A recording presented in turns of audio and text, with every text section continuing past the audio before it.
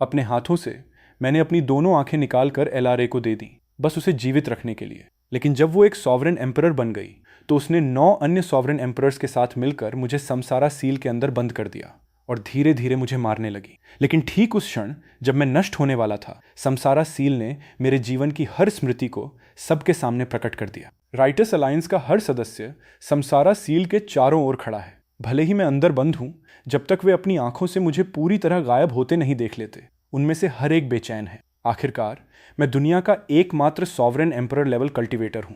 तभी एक आदमी आगे आता है और घोषणा करता है, समसारा सील एक इटर्नल डिवाइन आर्टिफैक्ट है, बस 3 दिन में यह उसे पूरी तरह नष्ट कर देगा। यह आदमी राइटर्स अलायंस का वांट है। यह उसी का कपटी हमला था जिसने कई को अंदर बंद किया था। जैसे वॉन बोलता है, कई का रूप धीरे धीरे मध्यम पड़ जाता है, फिर सील से पूरी तरह गायब हो जाता है। घबराहट फैल जाती है। क्या हो रहा है?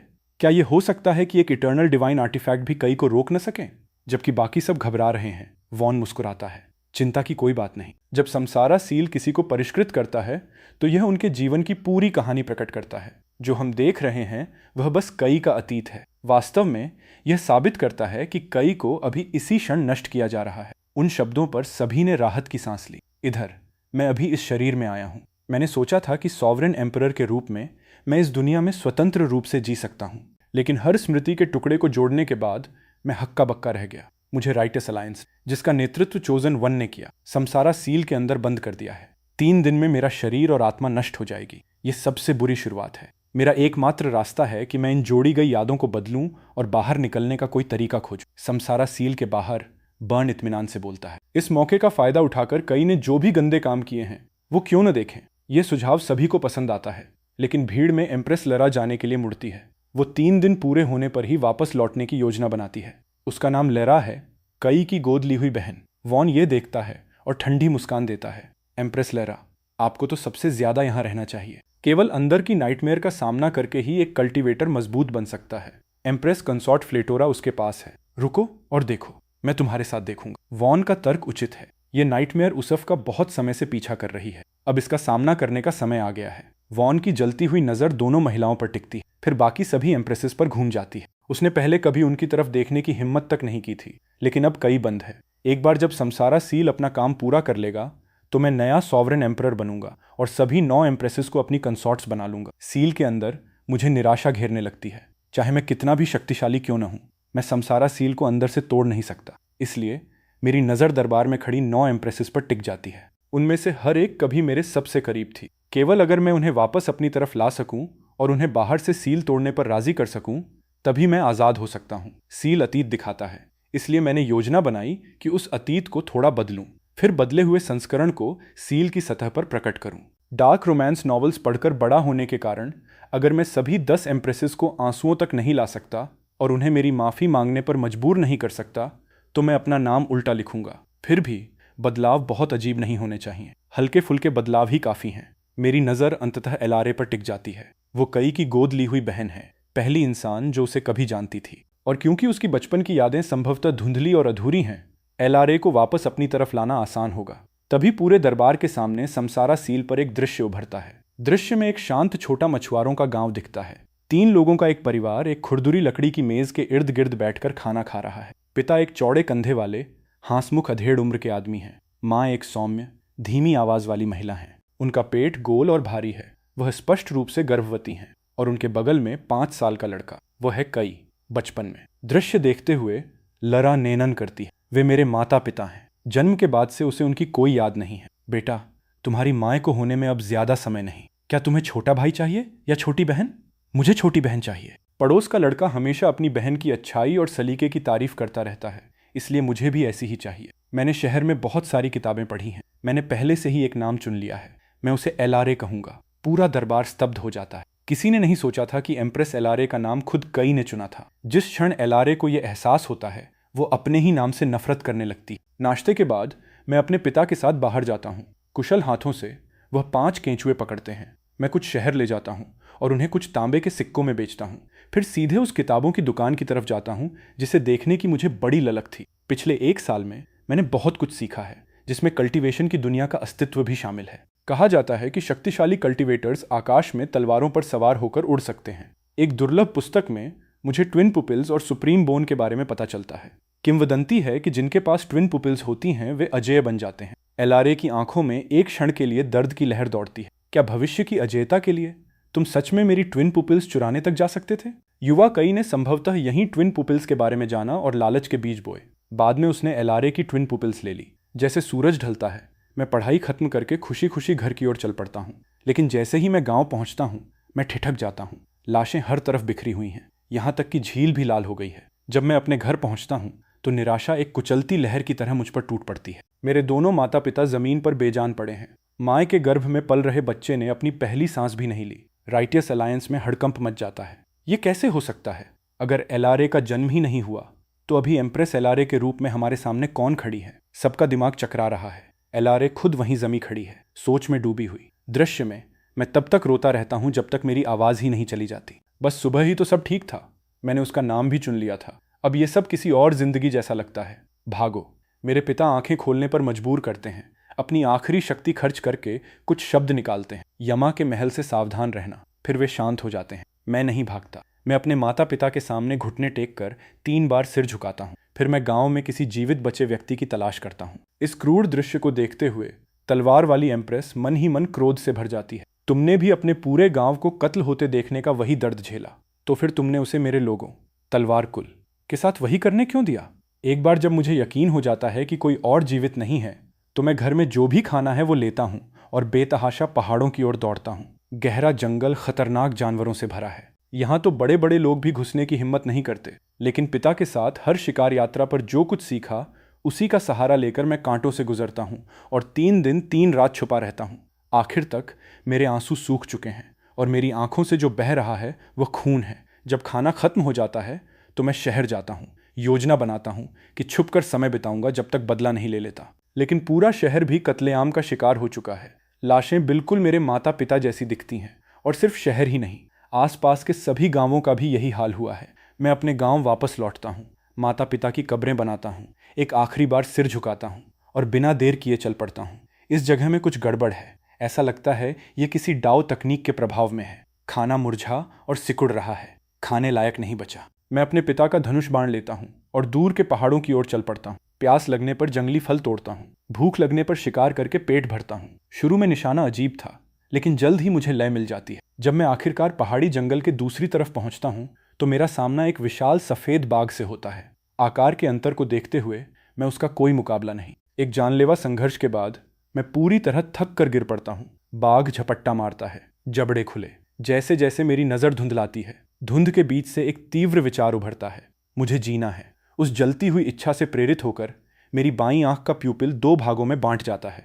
अपने शरीर से दबाव की एक जबरदस्त लहर फूट पड़ती है। ट्विन पुपिल्स जाग उठती हैं। पूरा राइटस अलायंस फिर से विस्फोट कर देता है। किसी ने नहीं सोचा था कि कई के पास मूल रूप से सिर्फ एक ट्विन पुपिल था। ट्विन पुपिल्स अकेले ही अजेयता का मार्ग हैं। लारा की आवाज चली जाती है और वो खुद से पूछती है, तुम्हारे पास पहले से ट्विन पुपिल्स थीं? तो फिर मेरी क्यों चुरानी थी? वॉन कथा को बदलने के लिए आगे आता है। सबका ध्यान रखना, उसके पास केवल एक पुपिल जागी थी, दोनों नहीं। उसे पता चला होगा कि एम्प्रेस एलआरए के पास एक ट्विन प्यूपिल जागी हुई है और उसने उसे लेने का इरादा बना लिया ताकि जोड़ी पूरी हो और वो अजेय बन जाए। ट्विन प्यूपिल्स सक्रिय होने के साथ मैं देखता हूं कि बाघ की गतिविधियां धीमी होती जा रही हैं। एक साधारण लुढ़कने से मैं उसके हमले से बच जाता हूं। मुझे अभी ये नहीं पता कि ये मेरी जागृत ट्विन प्यूपिल्स की शक्ति है।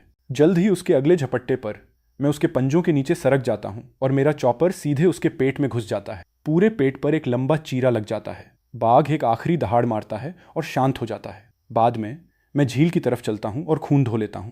पानी के प्रतिबिंब में मैं अपनी बाईं आंख देखता हूं। बैठा हुआ प्यूपिल मुझे वापस देख रहा। तभी मुझे समझ आता है, मैंने उस पुरानी किताब की ट्विन पुपिल्स जगा ली हैं। खुशी के आंसू मेरे चेहरे पर बह निकलते हैं। पिता, माएँ, अब आपकी मौत का बदला लिया जा सकता है। आने वाले दिनों में मैं सफ़ेद बाघ की खाल से एक कोट बनाता हूँ और उसके मांस को धूप में सुखाकर खाने के लिए रखता हूँ। तभी एक रात मुझे आवाज़ें सुनाई देती हैं और मैं छाया में दुबक जाता हूँ। एक आदमी और एक औरत कपड़े में लिपटी किसी चीज़ को लेकर तेज़ी से गुजरते हैं। मैं मुश्किल से उनकी बातें सुन पाता हूँ।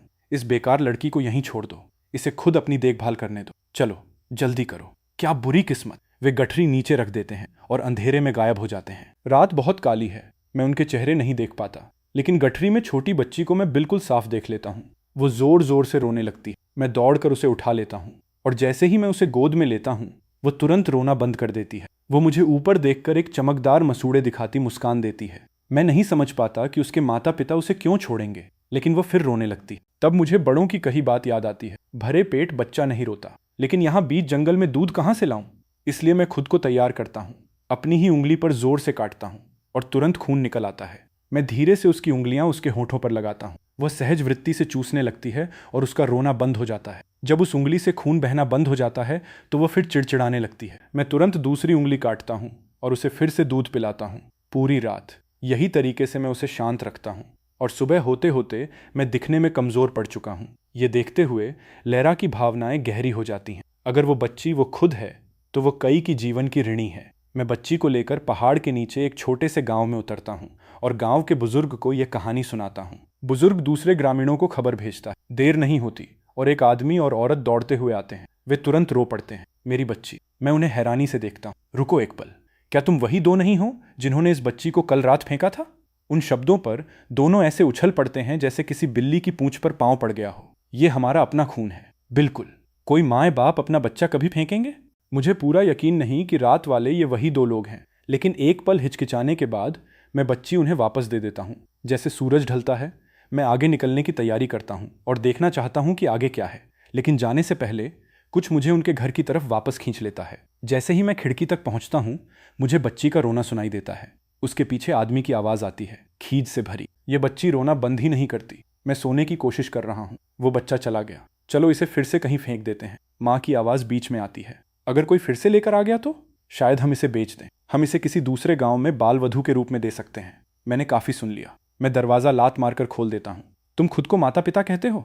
मेरी मुट्ठी अपने चॉपर और धनुष पर कस जाती है। आदमी बिना किसी परवाह के कंधे उचकाता है। मैंने बनाई है, जो चाहूँ करूँ। मैं मुट्ठी भींचता हूँ और ठंडी शांत आवाज़ में कहता हूँ, बेचना है? ठीक है, मैं खरीदता हूँ। आदमी और औरत अविश्वास से ताकते हैं। तुम तो एक बच्चे हो, तुम्हारे पास पैसे हैं? मैं उन्हें रुकने को कहता हूँ और वापस पहाड़ की तरफ दौड़ता हूँ, डरा हुआ कि इस बीच कुछ हो न जाए। मैं सफ़ेद बाघ की लाश को घसीटकर उनके दरवाजे तक लाता हूँ और पटक देता हूँ। ये बाघ, क्या ये काफ़ी है? औरत खिल उठती है और कहती है, हाँ हाँ हाँ हाँ हाँ। लेकिन आदमी और भी लालची हो जाता है। काफ़ी नहीं, वो बाघ की खाल का कोट जो तुम पहन रहे हो वो भी दो। वो कोट लेता है और तभी बच्ची को मेरे हवाले करता है। ये बेकार लड़की अब तुम्हारी है, इसे अपनी बाल वधू की तरह पालो, जो चाहो करो। मैं उसे ध्यान से अपनी बाहों में लेता हूँ। वह तुरंत चिड़चिड़ाना बंद कर देती है और सबसे प्यारी मुस्कान देती। मैं उसे लेकर रात के अंधेरे में निकल जाता हूँ। मेरा कोई घर नहीं, तुम्हारा भी कोई घर नहीं। अब से हम साथ मिलकर जिएंगे, बस हम दोनों हैं। हम कभी अलग नहीं होंगे। तब मुझे याद आता है कि मैंने पिता को बताया था कि मुझे छोटी बहन चाहिए। मैं उसे देखता हूँ, मेरा चेहरा गर्माहट से भरा है। अब से तुम मेरी छोटी बहन हो। जब तक मेरे पास एक निवाला भी है तुम्हें कभी भूखा नहीं रहने दूंगा, और जब तक मैं यहाँ हूँ कोई तुम्हें नुकसान नहीं पहुँचाएगा। तुम्हारा नाम एलारे है। उस क्षण पूरा अलायंस आखिरकार समझ जाता है कि वो बच्ची वही महिला है जो अभी एम्प्रेस एलारे के रूप में उनके सामने खड़ी है। कुछ लोगों को यह भी लगने लगता है कि एलारे का कई के प्रति बहुत बड़ा कर्ज है, खून का नहीं पर परिवार से भी गहरा रिश्ता। एलारे धीरे से बोलती है, कई ने मेरी जान बचाई। जब यह खत्म हो जाएगा तो मैं एकांत साधना में चली जाऊंगी और इस दुनिया में फिर कभी कदम नहीं रखूंगी। उस गांव से बहुत दूर मैं एक सुरक्षित जगह ढूंढता हूँ। एलारे को करीब लेकर सो जाता हूँ। अगली सुबह जागने पर मैं अगले गांव की तरफ निकल पड़ता हूँ। सबसे बड़ी समस्या है एलारे को खाना खिलाना। वो अभी कुछ भी ठोस नहीं खा सकती, उसे दूध चाहिए। शाम होते होते मैं अगले गांव पहुंच जाता हूँ। वहाँ गाय और भेड़ें हैं, लेकिन मुझे डर है कि जानवरों का दूध उसके लिए सही न हो। मैं गाँव में सबसे पूछता हूँ, लेकिन कोई दूध पिलाने वाली माँ नहीं मिलती, इसलिए आगे बढ़ जाता हूँ। एक के बाद एक 3 और गाँव देखता हूँ, जब तक एक महिला नहीं मिल जाती जो मदद कर सके। लेकिन उसकी शर्तें हैं। वो एलारे को तभी दूध पिलाएगी जब बदले में कुछ मिले। इसलिए उस दिन से मैं हर रोज पहाड़ों में शिकार करता हूँ। शिकार के बदले दूध लेता हूँ। यह सिलसिला बहुत दिनों तक चलता है। एक बार का मोटा ताज़ा मेरा शरीर शिकार के हर दिन के साथ पतला होता जाता है। लेकिन जब भी एलारे के गालों पर थोड़ा और रंग देखता हूँ तो जानता हूँ ये सब सार्थक है। कुछ ग्रामीण मुझ पर तरस खाते हैं और सुझाव देते हैं कि एलारे को छोड़कर आगे बढ़ जाऊं। मैं बिना एक पल सोचे मना कर देता हूँ। वो मेरी बहन है, जब तक मेरे पास खाना है वो भूखी नहीं रहेगी। मैं उसे नहीं छोड़ूंगा, कभी नहीं। एलारे को दूध पिलाने वाली महिला भी पत्थर की नहीं बनी। मुझे दिन ब दिन पतला होते देख वो अपनी शर्तें थोड़ी नरम करती है और मेरा बोझ हल्का होता है। फिर एक दिन एलारे अपना पहला शब्द बोलती है, दादा। उसकी नन्ही आवाज़ मुझे चौंका देती है और मैं धीरे से सुधारता हूँ, मैं तुम्हारा भाई हूँ। लेकिन वो दादा कहती रहती है। आखिरकार कई सुधारों के बाद एलारे प्रगति करती है। वो भाई कहने की कोशिश करती है, हालांकि ये बड़बड़ाहट जैसा निकलता है, फिर भी ये प्रगति है। मेरे धैर्यपूर्ण मार्गदर्शन में एलआरए और ज़्यादा शब्द बोलने लगती है। एलआरए जो भी चाहती है मैं उसे किसी तरह दिला देता हूँ, दुबले मांस को बेचकर बचाए एक एक तांबे के सिक्के से। आखिरकार मैं गांव में एक खाली पड़े घर को लेने लायक पैसे इकट्ठा कर लेता हूँ। आखिरकार हमारा एक घर है, लेकिन इसकी कीमत है महीनों का कुपोषण, और मैं अपनी उम्र के किसी भी लड़के से ज्यादा पतला दिखता हूँ। समसारा सील के सामने भीड़ में फुसफुसाहटें उठती हैं। मानना पड़ेगा, युवा कई ने एलआरए के साथ बहुत अच्छा व्यवहार किया। एक तरह से एम्प्रेस एलआरए व्यावहारिक रूप से कई की बाल वधू है, लेकिन जैसे ही उन्हें एलआरए की आंखों की वो खास नजर दिखती है, शब्द उनके गले में ही अटक जाते हैं। एलआरए खुद से चुपचाप पूछती है, क्या मैं सच में शुरुआत में उसके लिए ऐसी थी? तो फिर तुम क्यों बदल गए? जैसे जैसे एलआरए थोड़ी बड़ी होती है, मैं उसे अपने साथ पहाड़ों में शिकार पर ले जाने लगता हूँ, लेकिन सिर्फ सुरक्षित इलाकों में। गांव में हमेशा बंद रहना जीने का कोई तरीका नहीं, उसे दुनिया देखनी चाहिए। और अब जब वो बड़ी हो गई है तो वो दुबला मांस खा सकती है। लेकिन चूंकि मैं यहाँ बहुत शिकार करता हूँ, इन पहाड़ों में जानवर लगभग खत्म हो गए हैं, इसलिए कभी कभी एक दिन खाना होता है और फिर एक दिन बिना। जंगल में एकमात्र फल पपीता है, इसलिए बचपन में एलआरए बहुत ज्यादा पपीता खाती है। इस पर राइटियस अलायंस के सदस्य पपीते के एक खास गुण के बारे में सोचते हैं, लेकिन कोई भी एलआरए के सामने इसका जिक्र करने की हिम्मत नहीं करता। एलआरए खुद सहज रूप से नीचे झांकती है। ठीक है, लगता है ये काम कर गया। पलक झपकते 5-6 साल बीत जाते हैं। एलआरए और मैं दोनों बड़े हो गए हैं। मैं अब 11 साल का हूँ। एक सामान्य दिन की तरह मैं एलआरए को शिकार पर ले जाता हूँ। अचानक मुझे खतरे की गंध आती है। दूर भेड़ियों का झुंड मेरी उम्र के एक लड़के को घेरे हुए है। मैं दूर से धनुष उठाता हूँ और 3 भेड़ियों को गिरा देता हूँ। ट्विन पुपिल्स सक्रिय होने और अपने कठिन परिश्रम से अर्जित हर अनुभव का उपयोग करते हुए मैं पूरे झुंड को खत्म कर देता हूँ, लेकिन लड़का पहले ही बेहोश होकर घायल हो चुका है। बिना रुके कुछ भी उठाए मैं एक हाथ में एलआरए को लेता हूँ और लड़के को पीठ पर उठाकर घर की तरफ दौड़ता हूँ। मैं जड़ी बूटियों से घाव भरता हूँ। तभी मेरी नज़र तेज हो जाती है। वहाँ लड़के की छाती के नीचे चमकते रूनों से ढकी एक हड्डी है। क्या यह किंवदंती का सुप्रीम बोन हो सकती है? उस पुरानी किताब में लिखा था, जिसके पास ये हो वो समूची मानव जाति पर राज करेगा। इस क्षण पूरा अलायंस सांस रोक लेता है। साथ ही हर किसी की नज़र दरबार के एक सॉवरेन एम्परर पर जाती है, ज़ेन, कई का स्वॉर्न ब्रदर। एक गंभीर चोट के दौरान उसका सुप्रीम बोन उससे छीन लिया गया था। वॉन की अगुवाई में वो यह मानने लगा था कि यह कई ने लिया, और इसीलिए ज़ेन राइटियस अलायंस में शामिल हुआ। अब ज़ेन सीधे बोलता है, ये सही है, जिसने उस दिन मुझे बचाया वह कई था। भीड़ आखिरकार समझ जाती है। सब कुछ अब फिट बैठता है, लेकिन एक बात अभी भी सबको परेशान करती है। कई ने बाद में सुप्रीम बोन लिया, तो उसने यहाँ क्यों नहीं? जब मौका बिल्कुल सही था। वॉन ऐसे करता है जैसे उसे सब समझ आ गया। सरल, यह जरूर एलआरए की वजह से रहा होगा। कई ने प्रलोभन महसूस किया, लेकिन लेरा के शुद्ध दिल ने उसे रोका। इसीलिए कई ने उस दिन ज़ेन का सुप्रीम बोन नहीं लिया। भीड़ को यह बात सही लगती है, लेकिन लेरा कुछ नहीं बोलती, चुपचाप देखती रहती है। उसकी बचपन की यादें धुंधली हैं। बचपन में उस पर कोई बड़ी मुसीबत आई थी और उससे पहले की सब कुछ अस्पष्ट है। दृश्य में छोटी लायरा पूरी मासूम जिज्ञासा से बोलती है, कई, सुप्रीम बोन क्या होता है? मैं ज़ेन के एक्यूप्रेशर पॉइंट्स दबाते हुए एलआरए को सरल जवाब देता हूँ, यह एक अविश्वसनीय रूप से शक्तिशाली हड्डी है।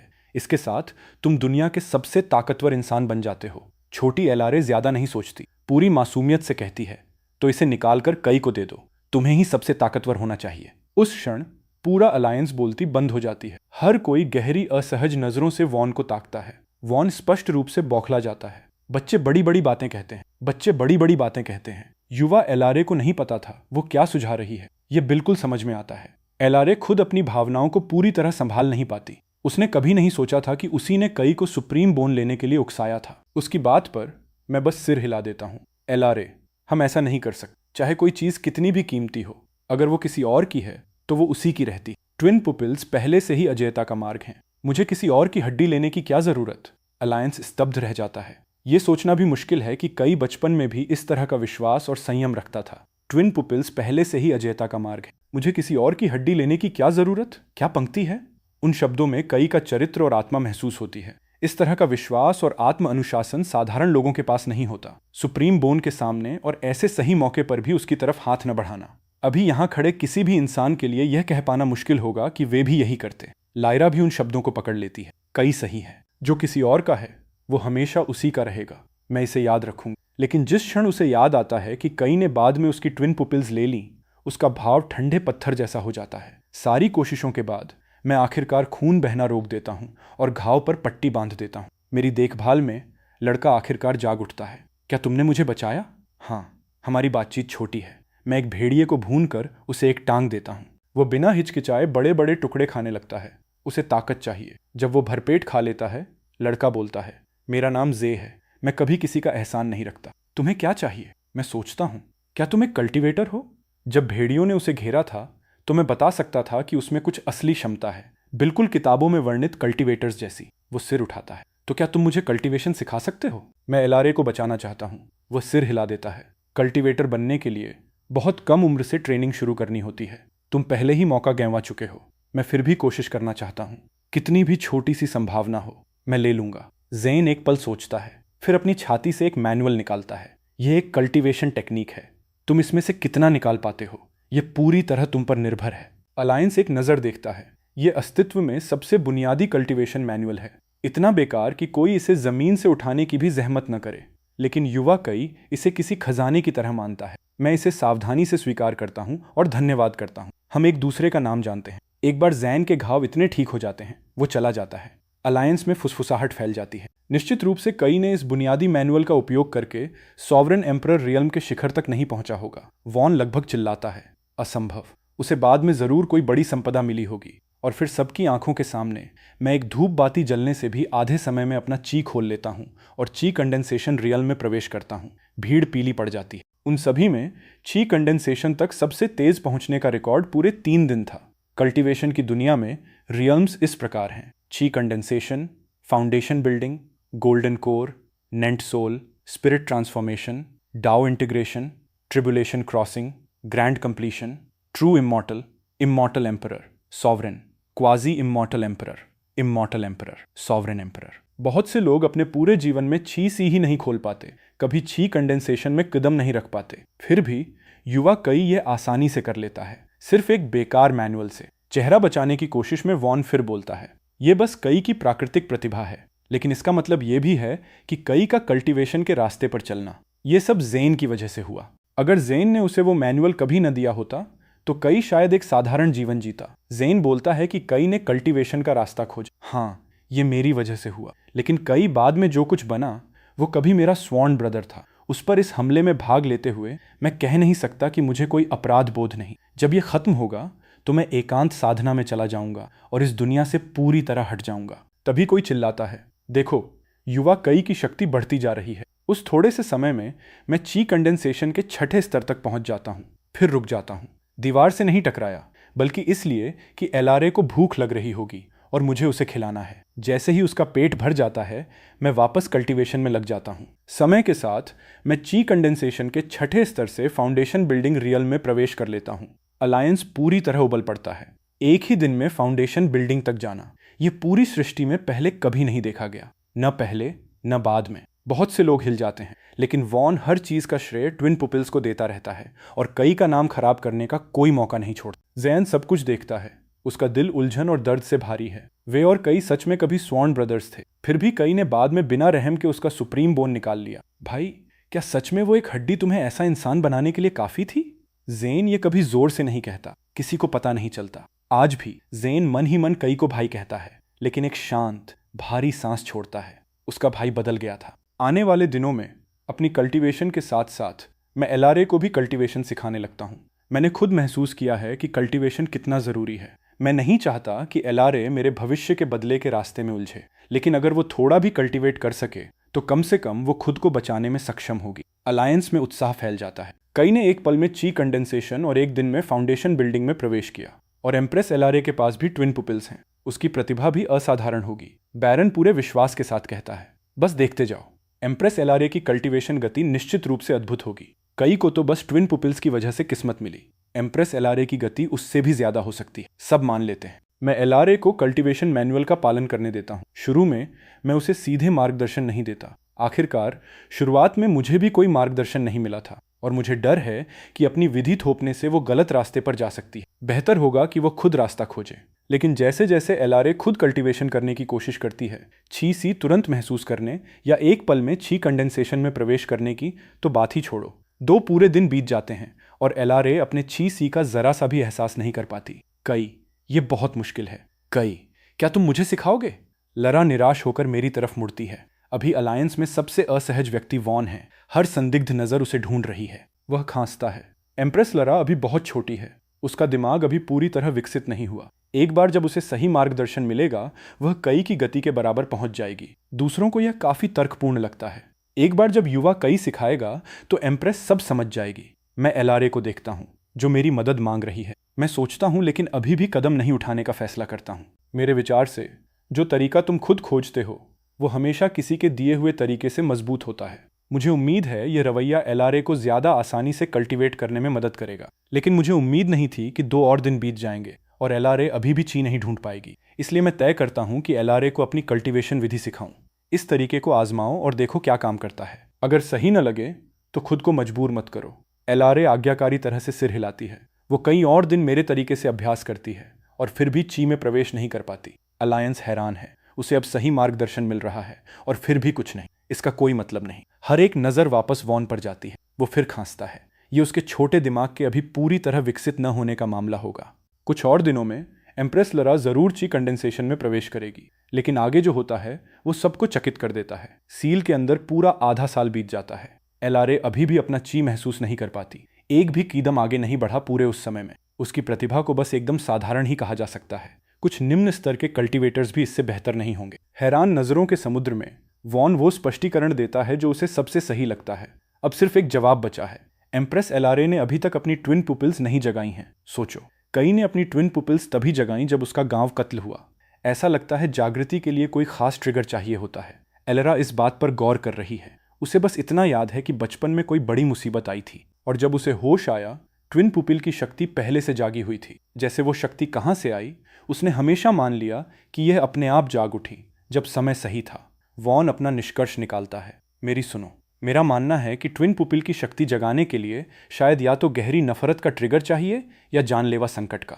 यह सिद्धांत तुरंत व्यापक सहमति पाता है। वॉन तर्क और सबूत के साथ बोलता है। सच में अगला सॉवरेन एम्परर बनने के लायक। आप तारीफ कर रहे हैं। अब अगर मेरा सिद्धांत सही है तो कई का एम्प्रेस लरा को बचाना असल में उसकी ट्विन पुपिल्स जागृत होने में रुकावट बना। अगर कई कभी नहीं आता तो जंगली जानवर शिशु एलारे को ढूंढ लेते। उस जानलेवा क्षण का सामना करते हुए एम्प्रेस लरा शायद खुद ही ट्विन पुपिल्स जगा लेती। तो चाहे जैसे भी देखो, कई एम्प्रेस लरा को उसकी सबसे ताकतवर सेल्फ बनने से रोकने के रास्ते में आया। भीड़ इस विचार को अपना लेती है। वे सभी मानते हैं कि कई ने एलारे को रोका। उसके बिना वह और ऊंचाई पर जा सकती थी, शायद खुद सॉवरेन एम्परर बन सकती थी। लेकिन लरा ये सब देखते हुए गहरी अनिश्चितता में है। वो खुद से चुपचाप पूछती है, क्या कई ने सच में मेरी ट्विन पुपिल्स जागृत होने से रोका? उसके अंदर कुछ हलचल करता है, एक एहसास कि सच कुछ और ही हो सकता है। आने वाले समय में एलारे बस ची महसूस नहीं कर पाती। आखिर में वह पूरी तरह हार मान लेती है और कोशिश करना छोड़ देती है। मैं उसे मजबूर नहीं कर सकता, इसलिए जाने दे देता हूँ।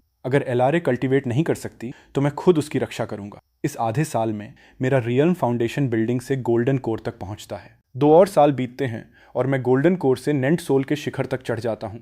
लेकिन चाहे कितना भी जोर लगाऊं, मेरी कल्टीवेशन नेंट सोल पीक पर ही जमी रहती है। चाहे कितनी गहराई से मैनुअल का अध्ययन करूं, स्पिरिट ट्रांसफॉर्मेशन में सेंध नहीं लग पाती। चकित अलायंस आखिरकार समझ जाता है, कई सिर्फ एक बुनियादी साधारण मैनुअल से कल्टीवेट करता रहा है।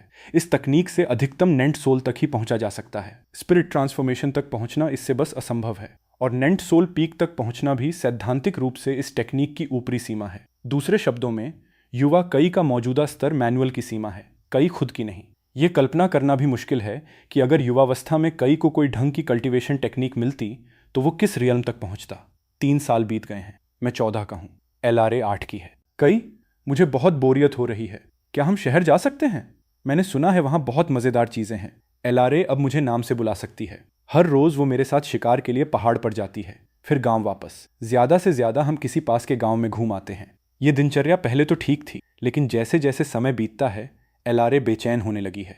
उसने सुना है कि बड़े शहर का बाजार रौनकदार और मजेदार है और वो बेहद जाना चाहती। मुझे लगता है मेरी ताकत अब एलारे को सुरक्षित रखने के लिए काफी है, इसलिए मैं मान जाता हूँ। तो ठीक है, आज शहर चलते हैं। जैसे ही लेरा ये सुनती है, वो खुशी से उछल पड़ती है। कई, तुम सबसे अच्छे हो।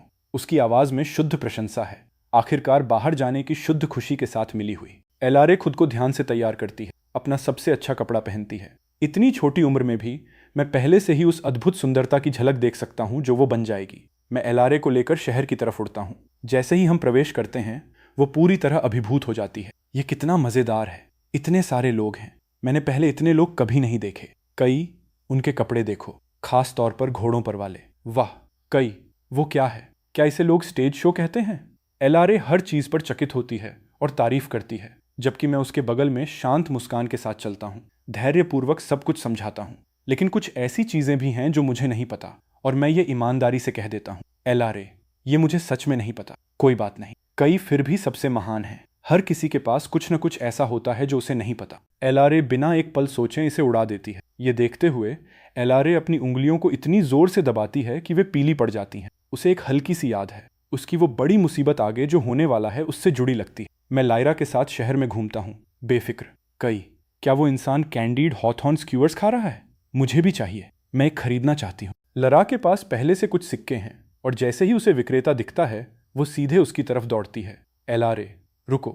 मैं उसके पीछे दौड़ता हूँ, लेकिन ठीक उसी वक्त ऊपर बादलों में छुपे वाइट ब्राउ सेज की ठंडी क्रूर आंखें पूरे शहर पर नजर डाल रही हैं। उसकी नजर एलआरए पर टिक जाती है। इस बेकार जगह में ऐसी जीवंत छोटी लड़की नहीं सोचा था। वो व्यंग्य करते हुए हाथ हवा में लहराता है। शहर भर की नाबालिग लड़कियां उनकी इच्छा के विरुद्ध जमीन से उखड़ जाती हैं। सब ऊपर बादलों की तरफ उठती हैं। एलआरए उनमें शामिल है, चीखती हुई। चारों तरफ माता पिता चिल्लाते हैं और अपनी बेटियों तक पहुंचने के लिए झपटते हैं, लेकिन एक अदृश्य शक्ति उन सबको दूर फेंक देती है। माता पिता जमीन पर गिरते हैं और शांत हो जाते हैं।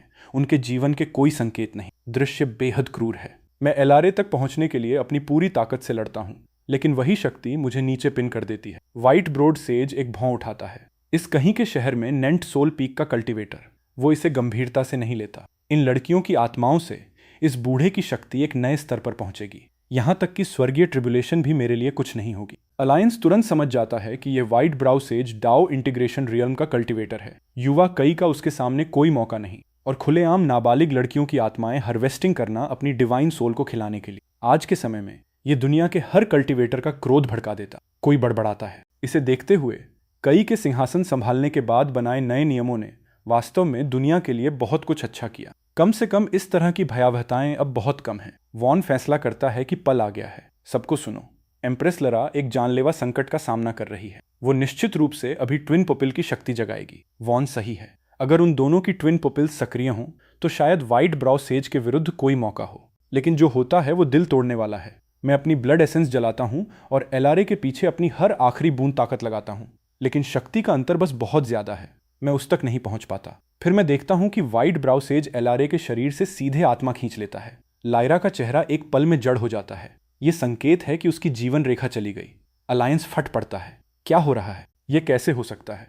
न केवल एलआरए ट्विन पुपिल जगाने में विफल रही, वो बचपन में ही मर गई। तो अभी एम्प्रेस एलआरए के रूप में हमारे सामने खड़ी महिला की व्याख्या कैसे करें? जब आत्मा छीन ली जाती है, इसका मतलब है अंत, पूरी तरह और हमेशा के लिए। मरा हुआ इंसान कुछ नहीं जगा सकता। अलायंस को उम्मीद थी कि युवा लारा इसी क्षण ट्विन पुपिल्स जगाएगी और कई के साथ लड़ेगी, लेकिन सील ने जो दिखाया उसने सबको जवाब के बिना छोड़ दिया। फेंडो इसे समझाने की पूरी कोशिश करता है। जो हुआ होगा वो ये है कि जब व्हाइट ब्राउ सेज ने एलआरए की आत्मा निकाली, उसने उसे किसी खजाने में बंद कर दिया, बिना पूरी तरह उसका उपभोग किए। और बाद में युवा कई ने सेज को हराया, एलआरए की आत्मा मुक्त की और उसे बचाया। जैसे जैसे वो बोलता है, वॉन खुद अपने शब्दों पर यकीन नहीं कर पाता। इस बिंदु पर व्हाइट ब्राउ सेज को मारना युवा कई के लिए असंभव होता, और वॉन को नहीं पता कि सील आगे क्या दिखाएगा। अलरा खुद वहीं जमी खड़ी है। उसे धुंधली याद है कि किसी बड़ी मुसीबत का सामना करके वो नए सिरे से जन्म लेने जैसे एहसास के साथ जागी थी। तभी दृश्य में व्हाइट ब्राउ सेज अपना अगला कदम उठाता है। वो एक साथ सभी आत्माएं निगल जाता है। एक पल में सेज की प्राइमोर्डियल स्पिरिट दृश्य रूप से फैल जाती है और उसकी ऑरा नाटकीय रूप से बढ़ जाती है। अलायंस का हर सदस्य कम से कम क्वाजी इमॉर्टल एम्परर स्तर पर है। वे सब जानते हैं इसका ठीक ठीक क्या मतलब है। एलआरए की आत्मा पूरी तरह निगल ली गई है। बचने की कोई उम्मीद नहीं है। क्या एम्प्रेस लरा सच में यहां मर जाती है? अगर हां, तो वो एम्प्रेस लरा कौन है जो कई के खिलाफ हमारे साथ लड़ी? इसमें से कुछ भी समझ नहीं आता। कोई मुझे बताए कि क्या हो रहा है। फिर वॉन को अचानक एक विचार आता है। सब लोग, मुझे लगता है मैं समझ गया कि क्या हुआ। इस विजन में जो लड़की है उसका नाम एलआरए से मिलता है, लेकिन वो असली एम्प्रेस लरा नहीं है। जो संभवतः हुआ वो ये है कि ये लड़की यहां मर गई, और कुछ समय बाद कई ने एक और लड़की को अपनी बहन के रूप में अपनाया, और वही लड़की वो एम्प्रेस एलआरए बनी जिसे हम आज जानते हैं। भीड़ को यह मानना मुश्किल लगता है, लेकिन यही एकमात्र स्पष्टीकरण लगता है जो सब कुछ समझाता है।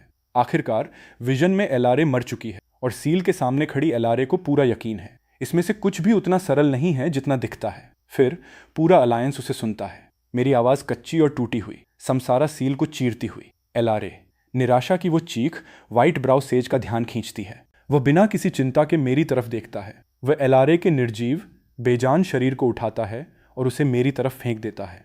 तुम्हें वो चाहिए? तो लो उसे। मैं एलारे को कांपते हुए हताश देखभाल के साथ थाम लेता हूँ। उसके चेहरे पर रंग की एक भी झलक नहीं है। ऐसा लगता है जैसे 1000 तलवारें मेरे सीने को चीर रही हों। एलारे, क्या तुम मुझे सुन सकती हो? मुझे जवाब दो, चाहे मैं कितनी भी जोर से पुकारूं। लरा अब जवाब नहीं दे सकती। उसके पीले होंठ, उसका रंगहीन चेहरा, मैं जानता हूं इसका क्या मतलब है। एलारे जा चुकी है। इतनी सारी आत्माओं को निगलने के बाद व्हाइट ब्राउ सेज जाने के लिए मुड़ता है और अपनी स्वर्गीय परीक्षा का सामना करने के लिए कोई जगह ढूंढने लगता है। लेकिन इससे पहले कि वो हिल सके, मैं सीधे उसके रास्ते में खड़ा हो जाता हूं और चिल्लाता हूं, उसे वापस दो। एलारे को मुझे वापस दो। वो मेरी जंगली टूटी हुई हालत को देखता है और एक छोटी तिरस्कारपूर्ण हंसी निकालता है। छोटे बच्चे, तेरी बहन मर गई है। ये बुढ़ा आज अच्छे मूड में है। मैं तुझे जाने देता हूं, लेकिन अगर तूने किस्मत आजमाई तो आगे जो होगा उसके लिए मुझे दोष मत देना, तो मैं तुम्हें मार दूंगा। उसकी जान के बदले एलारे को वापस लाओ। मैं और आगे बढ़ता हूँ। व्हाइट ब्राउ सेज मुझे बिल्कुल गंभीरता से नहीं लेता, लेकिन मेरा एक प्रहार उसे चौंका देता है। एक nascent soul cultivator mid level spirit transformation cultivator की ताकत से मार रहा है। सेज तुरंत सतर्क हो जाता है। छोटे बच्चे, तू किस सेक्ट से है? अगर नियति ने हमें यहाँ मिलाया है तो ये बुढ़ा शायद आज तेरी जान बख्श दे। उसके असली मन में डर है कि ये लड़का किसी शक्तिशाली कुल से न हो। अगर ऐसा है तो ये कोई दुश्मन नहीं है जिसे वो बनाना चाहे। यह सोच सेज को इस शहर में आने पर पछतावा दिलाती है, लेकिन एक बात उसे परेशान करती है। अगर लड़का किसी शक्तिशाली परिवार से है तो उसकी बहन इतनी बिल्कुल साधारण क्यों है? मैं उसकी किसी भी बात को नहीं सुन रहा। मैं हवा में से सीधे सेज पर एक हथेली का प्रहार करता हूँ, एक लड़ने का तरीका जो मैंने सालों के शिकार से बनाया है। व्हाइट ब्राउ सेज अविश्वास से घूरता है। Sword intent. लेकिन लड़के के हाथ में कोई तलवार नहीं है। वो अपनी नंगी हथेली से सोर्ड इंटेंट चला रहा है। सेज ने मुझे कम आंका। मेरी हथेली लगती है और उसका कपड़ा सीने से फट जाता है। इससे उबरने से पहले मैं फिर से हमला करता हूँ और अंतर को बंद कर देता हूँ। उसे नज़दीकी लड़ाई में धकेल देता हूँ। अपने स्तर से बहुत ऊपर एक डाओ इंटीग्रेशन कल्टीवेटर से लड़ते हुए मैं खुद को शुद्ध हताश प्रवृत्ति के साथ उस पर फेंकता हूँ। किसी दर्शक को यह आत्महत्या जैसा लगेगा, लेकिन मेरे बेलगाम उग्र हमले के नीचे सेज खुद को संभालने के लिए संघर्ष करता पाता है। फिर वो एक ठंडी फुफकार छोड़ता है और डाओ इंटीग्रेशन की पूरी आभा बाहर फूटती है, मुझे हवा में उड़ा देती है। लेकिन मैं पीछे नहीं हटता। मैं एक हाथ से उससे लड़ता हूँ और दूसरे हाथ से एलारे को अपनी बाहों में ढाल देता हूँ। उसे एक भी चोट नहीं लगने देता, भले ही वो पहले से ही ठंडी पड़ती हुई है। क्रोध मेरे भीतर जलता है और ट्विन पुपिल्स दोनों आंखों में अलग होने लगते हैं। एक ही पल में एक अदृश्य दबाव की लहर बाहर की तरफ फैलती है। व्हाइट ब्राउ सेज सदमे से बिल्कुल स्थिर हो जाता है। वो तुरंत पहचान लेता है ट्विन प्यूपिल्स और उसके चेहरे पर जंगली उत्साह छा जाता है। अगर वो ट्विन प्यूपिल पावर को हथिया सके तो उसे स्वर्गीय परीक्षा से क्यों डरना चाहिए? सिर्फ परीक्षा नहीं, grand completion, true immortal, quasi immortal emperor और सॉवरेन एम्परर तक, इनमें से कुछ भी उसकी पहुंच से बाहर नहीं होगा। और ये देखकर कि ये लड़का सिर्फ एंट सोल रियल्म पर है, व्हाइट ब्राउ सेज को लगता है कि आसमान उसके पक्ष में है। हाँ, छोटे बच्चे, ये बुढ़ा तेरे ट्विन पुपिल पावर का इस्तेमाल सॉवरेन एम्परर रियल्म तक का रास्ता बनाने के लिए करेगा। वो लड़के को पकड़ने के लिए एक बड़े हाथ को आगे बढ़ाता है। वो उसे जकड़ लेता है, लेकिन अगले ही पल मेरी आंखों में एक ठंडी शांत रोशनी चमकती है। सेज की मुझ पर पकड़ टूट जाती है। व्हाइट ब्राउ सेज पूरी तरह से हिल जाता है। ट्विन पुपिल पावर वाकई भयावह है। व्हाइट ब्राउ सेज इसे कम आंकने की हिम्मत नहीं करता। उसे यकीन है कि जिस पल वो गंभीर होगा, इस लड़के के जीतने का कोई मौका नहीं है। एक गर्जना के साथ व्हाइट ब्राउ सेज अपना कदम उठाता है। उसके हाथ में एक काला सोल बैनर प्रकट होता है। राइटियस अलायंस में हर कोई क्रोध से जलता है। उस बैनर को बनाने के लिए अनगिनत जानें बलिदान की गई हैं। इससे भी बुरा, अंदर फंसी हर आत्मा एक सामान्य इंसान की थी। अलायंस के कल्टीवेटर्स फटने के लिए तैयार हैं। वे उसे यहीं काट देना चाहते हैं। व्हाइट ब्राउ सेज बैनर को आगे धकेलता है। अंधकारमय कड़वी नाराजगी मेरे कंधे के चारों ओर लिपटती है। वह मेरे कंधे को फाड़ने के लिए आगे बढ़ता है, लेकिन अगले ही पल मेरे ट्विन प्यूपिल्स से सोने की रोशनी की एक लौ भड़कती है। एक सोने की तलवार बिजली की तरह निकलती है। अलायंस के कल्टीवेटर्स हैरान हैं। क्या ये ट्विन प्यूपिल पावर का आई फायर डिवाइन वेपन है? वो तलवार कम से कम एक हाई ग्रेड स्पिरिट आर्टिफैक्ट जैसी लगती है। ज्यादातर कल्टीवेटर्स के लिए इसका कोई मतलब नहीं होता, लेकिन वे जानते हैं कि यंग कई के लिए एक हाई ग्रेड स्पिरिट आर्टिफैक्ट एक विनाशकारी हथियार है। व्हाइट ब्राउ सेज ने जो सोल बैनर इतने समय में तैयार किया है वो मुश्किल से एक मिड ग्रेड स्पिरिट आर्टिफैक्ट की योग्यता रखता है, और ट्विन प्यूपिल पावर अभी ठीक से शुरू भी नहीं हुआ है। फिर भी ये पतली हवा से एक हाई ग्रेड स्पिरिट आर्टिफैक्ट बना लेता है। भविष्य में यह कितना भयावह बन जाएगा। फिर सबके मन में एक सवाल उठता है, उन्होंने पहले कभी कई को ट्विन पुपिल पावर इस्तेमाल करते नहीं देखा। जैसे ही मेरी सोने की तलवार आगे बढ़ती है, बैनर में मौजूद नाराज आत्माएं उसकी सोने की रोशनी को छूती हैं और बिल्लियों से भागते चूहों की तरह बिखर जाती हैं। मेरी आंखें चमकती हैं। सोने की तलवार एक विशाल सोने की ग्रेट स्वर्ड में बदल जाती है।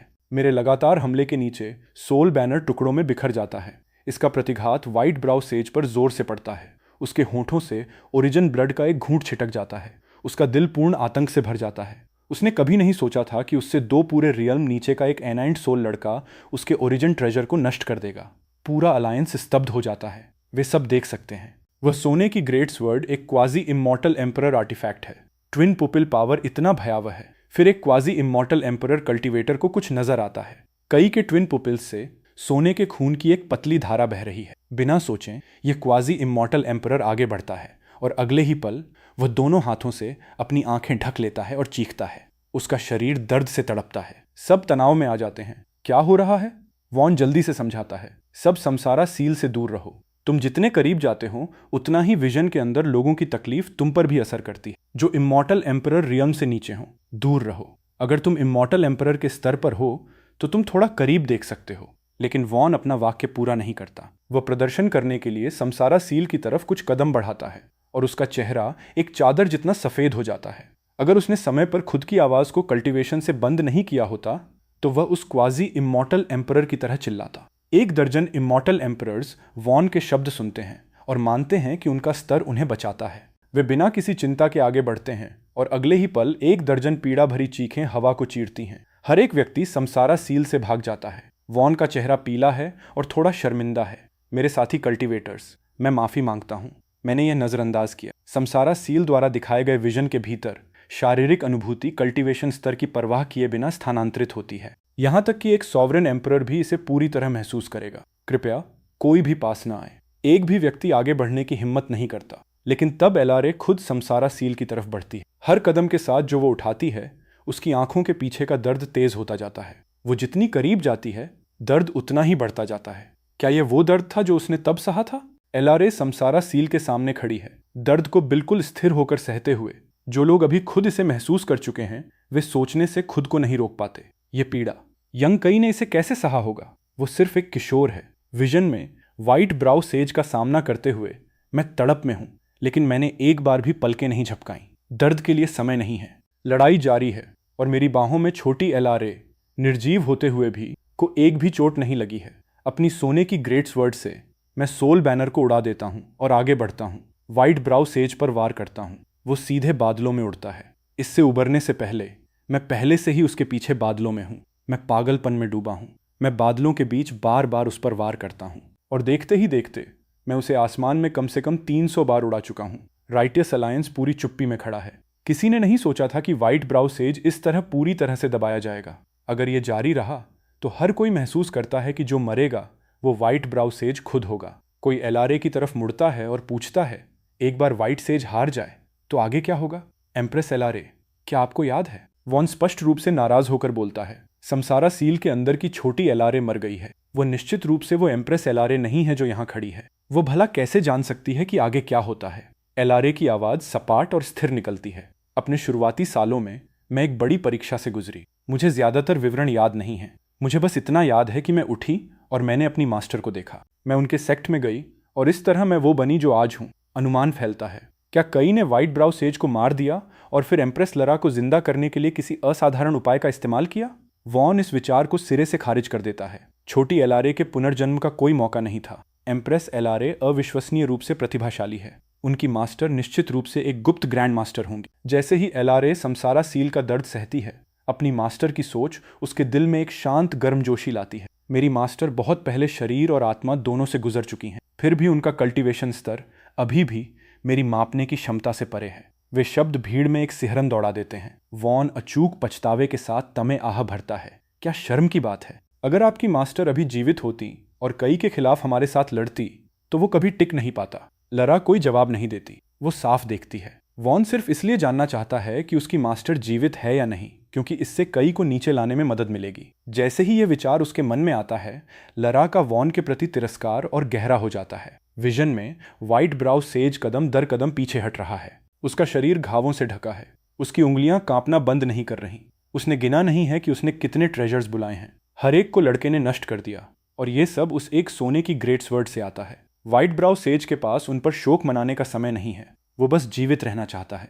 फिर अचानक लड़का अपनी तलवार पीछे खींचता है और उसे छोटी लड़की के सामने रखता है। व्हाइट ब्राउ सेज की आंखें चमकती हैं। वो जानता है कि लड़का उसकी रक्षा कर रहा है, भले ही वो पहले से ही मर चुकी है। इसलिए व्हाइट ब्राउ सेज एक कुचलने वाले दबाव की लहर छोड़ने लगता है, जिसका इरादा छोटी लड़की के शरीर को पूरी तरह से कुचलना है। मैं एक हाथ से छोटी लायरा की रक्षा करता हूं और दूसरे से लड़ता हूं। मुझे आक्रमण से बचाव की तरफ धकेला जा रहा है। व्हाइट ब्राउ सेज का हर एक वार छोटी लायरा की तरफ है, जिससे मैं और ज्यादा असहाय होता जा रहा हूं। कुछ अलायंस कल्टीवेटर्स अब खुद को नहीं रोक पाते और उसे गालियां देते हैं। तुम खुद को एक सेक्ट ग्रैंड मास्टर कहते हो और एक नश्वर बच्ची पर हमला करते हो। तुम हर कल्टीवेटर के लिए एक कलंक हो, क्योंकि व्हाइट ब्राउ सेज छोटी लायरा को निशाना बनाता रहता है। मुझे उसकी ढाल बनाने में ज्यादा से ज्यादा ताकत लगानी पड़ रही है। मैं बिल्कुल हमला नहीं कर सकता, यहां तक कि बचाव भी मुश्किल होता जा रहा है। फिर व्हाइट ब्राउ सेज को अपना मौका मिल जाता है। 9 यीन ब्लड पाम। एक विशाल खून जैसा लाल हाथ मेरी तरफ गिरता है, लेकिन उसका निशाना मैं नहीं हूं। यह अभी भी छोटी एलारे है। मेरे पास अपनी ग्रेट स्वर्ड उठाने का समय नहीं है। मैं प्रवृत्ति से घूम जाता हूं और अपनी पीठ से पूरा प्रभाव लेता हूं, उसे अपने शरीर से ढाल देता हूं। इस प्रहार से मेरे मुंह से खून का एक बुलबुला छूट जाता है। मेरी जीवन शक्ति साफ दिखने लगती है। व्हाइट ब्राउ सेज बार बार वही हमला करता है, और हर बार मैं अपनी तलवार से नहीं रोक सकता। मैं सिर्फ अपने शरीर से ले सकता हूं। मेरा बचना अब निश्चित नहीं है। अलायंस दुख और गुस्से से देखता है। उसे जाने दो, वो पहले से ही मर चुकी है। उसने बहुत पहले सांस लेना बंद कर दिया है। बस भाग जाओ। उनके शब्द समसारा सील के अंदर नहीं पहुंच सकते, लेकिन वे फिर भी उम्मीद करते हैं कि कई छोटी लरा को छोड़ देगा और भाग जाएगा। अगर वो ऐसा करे तो अभी भी मौका है। इतनी दूर क्यों जाए? शायद वो अभी भी छोटी लरा के शरीर को बरकरार रखने की उम्मीद में है, किसी असंभव सपने से चिपका हुआ है कि वो अपनी बहन को वापस ला सकता है। कई बाद में जो भी अपराध करे, इस पल में कोई भी उसकी छोटी एलारे के प्रति समर्पण को दोष नहीं दे सकता। समसारा सील के सामने खड़ी एलारे देखती है और उसके खूबसूरत चेहरे पर कुछ बदलता है। उसे वे शब्द याद आते हैं जो कई ने कभी गांव वालों से कहे थे, वो मेरी बहन है। जब तक मेरे पास खाने की एक भी बाइट है, मैं उसे कभी भूखा नहीं जाने दूंगा। इस पल में लरा बेताबी से उम्मीद करती है कि विजन में छोटी एलारे वही है, और फिर भी वो उम्मीद करती है कि वो नहीं है, क्योंकि अगर ये सच में वो है तो वो नहीं जानती कि वो उस भाई का कैसे सामना करे जिसे उसने धोखा दिया। वो भाई जिसे कुछ ही दिनों में परिष्कृत और नष्ट किया जाएगा। तू छोटा बच्चा, अब ये तेरे लिए खत्म है। अभी भी तू एक बेकार मरी हुई लड़की को ढाल रहा है। कोई इतना मूर्ख कैसे हो सकता है? तेरे ट्विन पुपिल्स, ये बुढ़ा उन्हें ले रहा है। व्हाइट ब्राउ सेज हंसता हुआ फट पड़ता है। मेरी बहन के बारे में ऐसे बोलने की हिम्मत मत करो। मरने के बाद भी मैं तुम्हें अपने साथ नीचे खींच लूंगा। मैं पागल की तरह उस पर झपट पड़ता हूं। मेरी डिवाइन सोल मेरे शरीर से बाहर निकलने लगती है। व्हाइट ब्राउ सेज मुस्कुराने लगता है, फिर उसका भाव ढह जाता है। पूरा अलायंस हैरान रह जाता है। कई का दिमाग चला गया है। वो अपनी नाइन्थ सोल को खुद ही विस्फोट करने वाला है। एक बार ये फट जाए तो वो इसे कभी दोबारा नहीं बना सकता। यहां तक कि व्हाइट ब्राउ सेज भी सदमे से जम गया है। उसने पर्पल मैंशन की नाइन्थ सोल इतनी भयावह कभी नहीं देखी। एक सामान्य कल्टीवेटर की नाइन्थ सोल मुट्ठी के आकार की होती है, लेकिन कई की एक पूरे महल जितनी विशाल है, और फिर वो फट जाती है। उस पल में व्हाइट ब्राउ सेज 10 साल बूढ़ा हो जाता है। इससे भी महत्वपूर्ण बात, उसकी आत्मा को एक भारी झटका लगता है। वह किसी भी पल नष्ट हो सकता है। पूरे अलायंस में माहौल स्तब्ध दुख का है।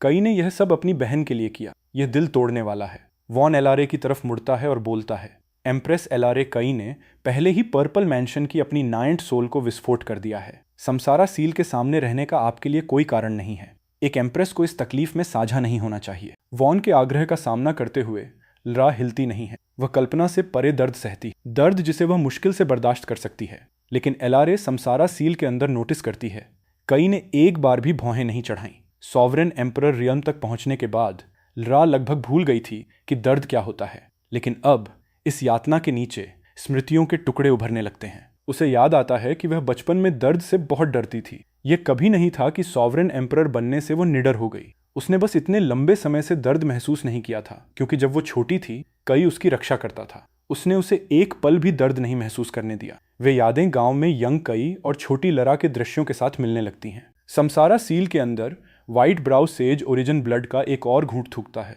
वह बिल्कुल टूटा हुआ लगता है।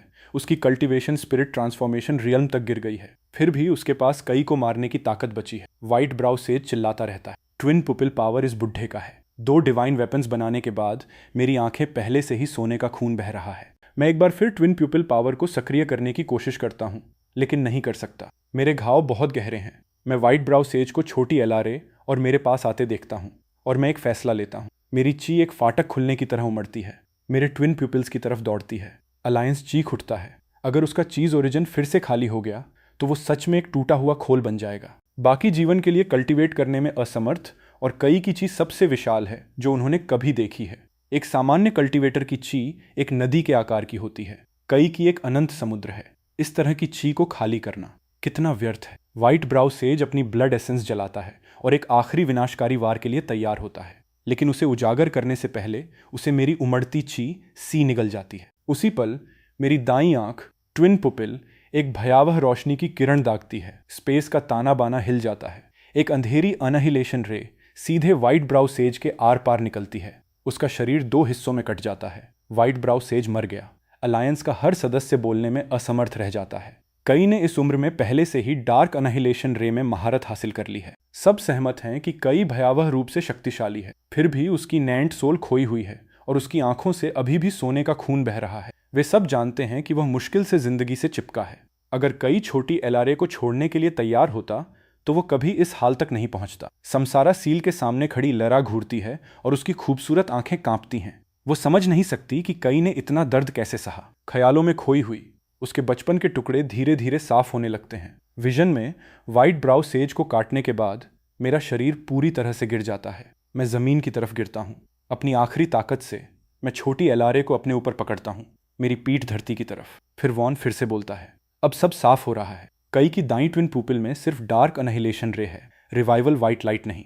इसका मतलब है कि बाद में एम्प्रेस लरा की ट्विन पुपिल की उसकी चोरी सिर्फ उसकी रिवाइवल व्हाइट लाइट को हासिल करने के लिए थी। जिस पल वॉन ये कहता है, हर कल्टीवेटर एलआरए की तरफ देखने के लिए मुड़ता है। कुछ गलत लग रहा है। उनमें से कुछ ने पहले एलआरए को ट्विन पुपिल इस्तेमाल करते देखा है और वो रिवाइवल व्हाइट लाइट नहीं था। एलआरए खुद ये किसी से बेहतर जानती है। उसने रिवाइवल व्हाइट लाइट एक बार भी इस्तेमाल नहीं की है। उसकी ट्विन पुपिल हमेशा डार्क अनहिलेशन रे रही है। फिर अचानक एलआरए के मन में एक साहसी विचार आता है। उसका दिल शांत नहीं होता। असंभव।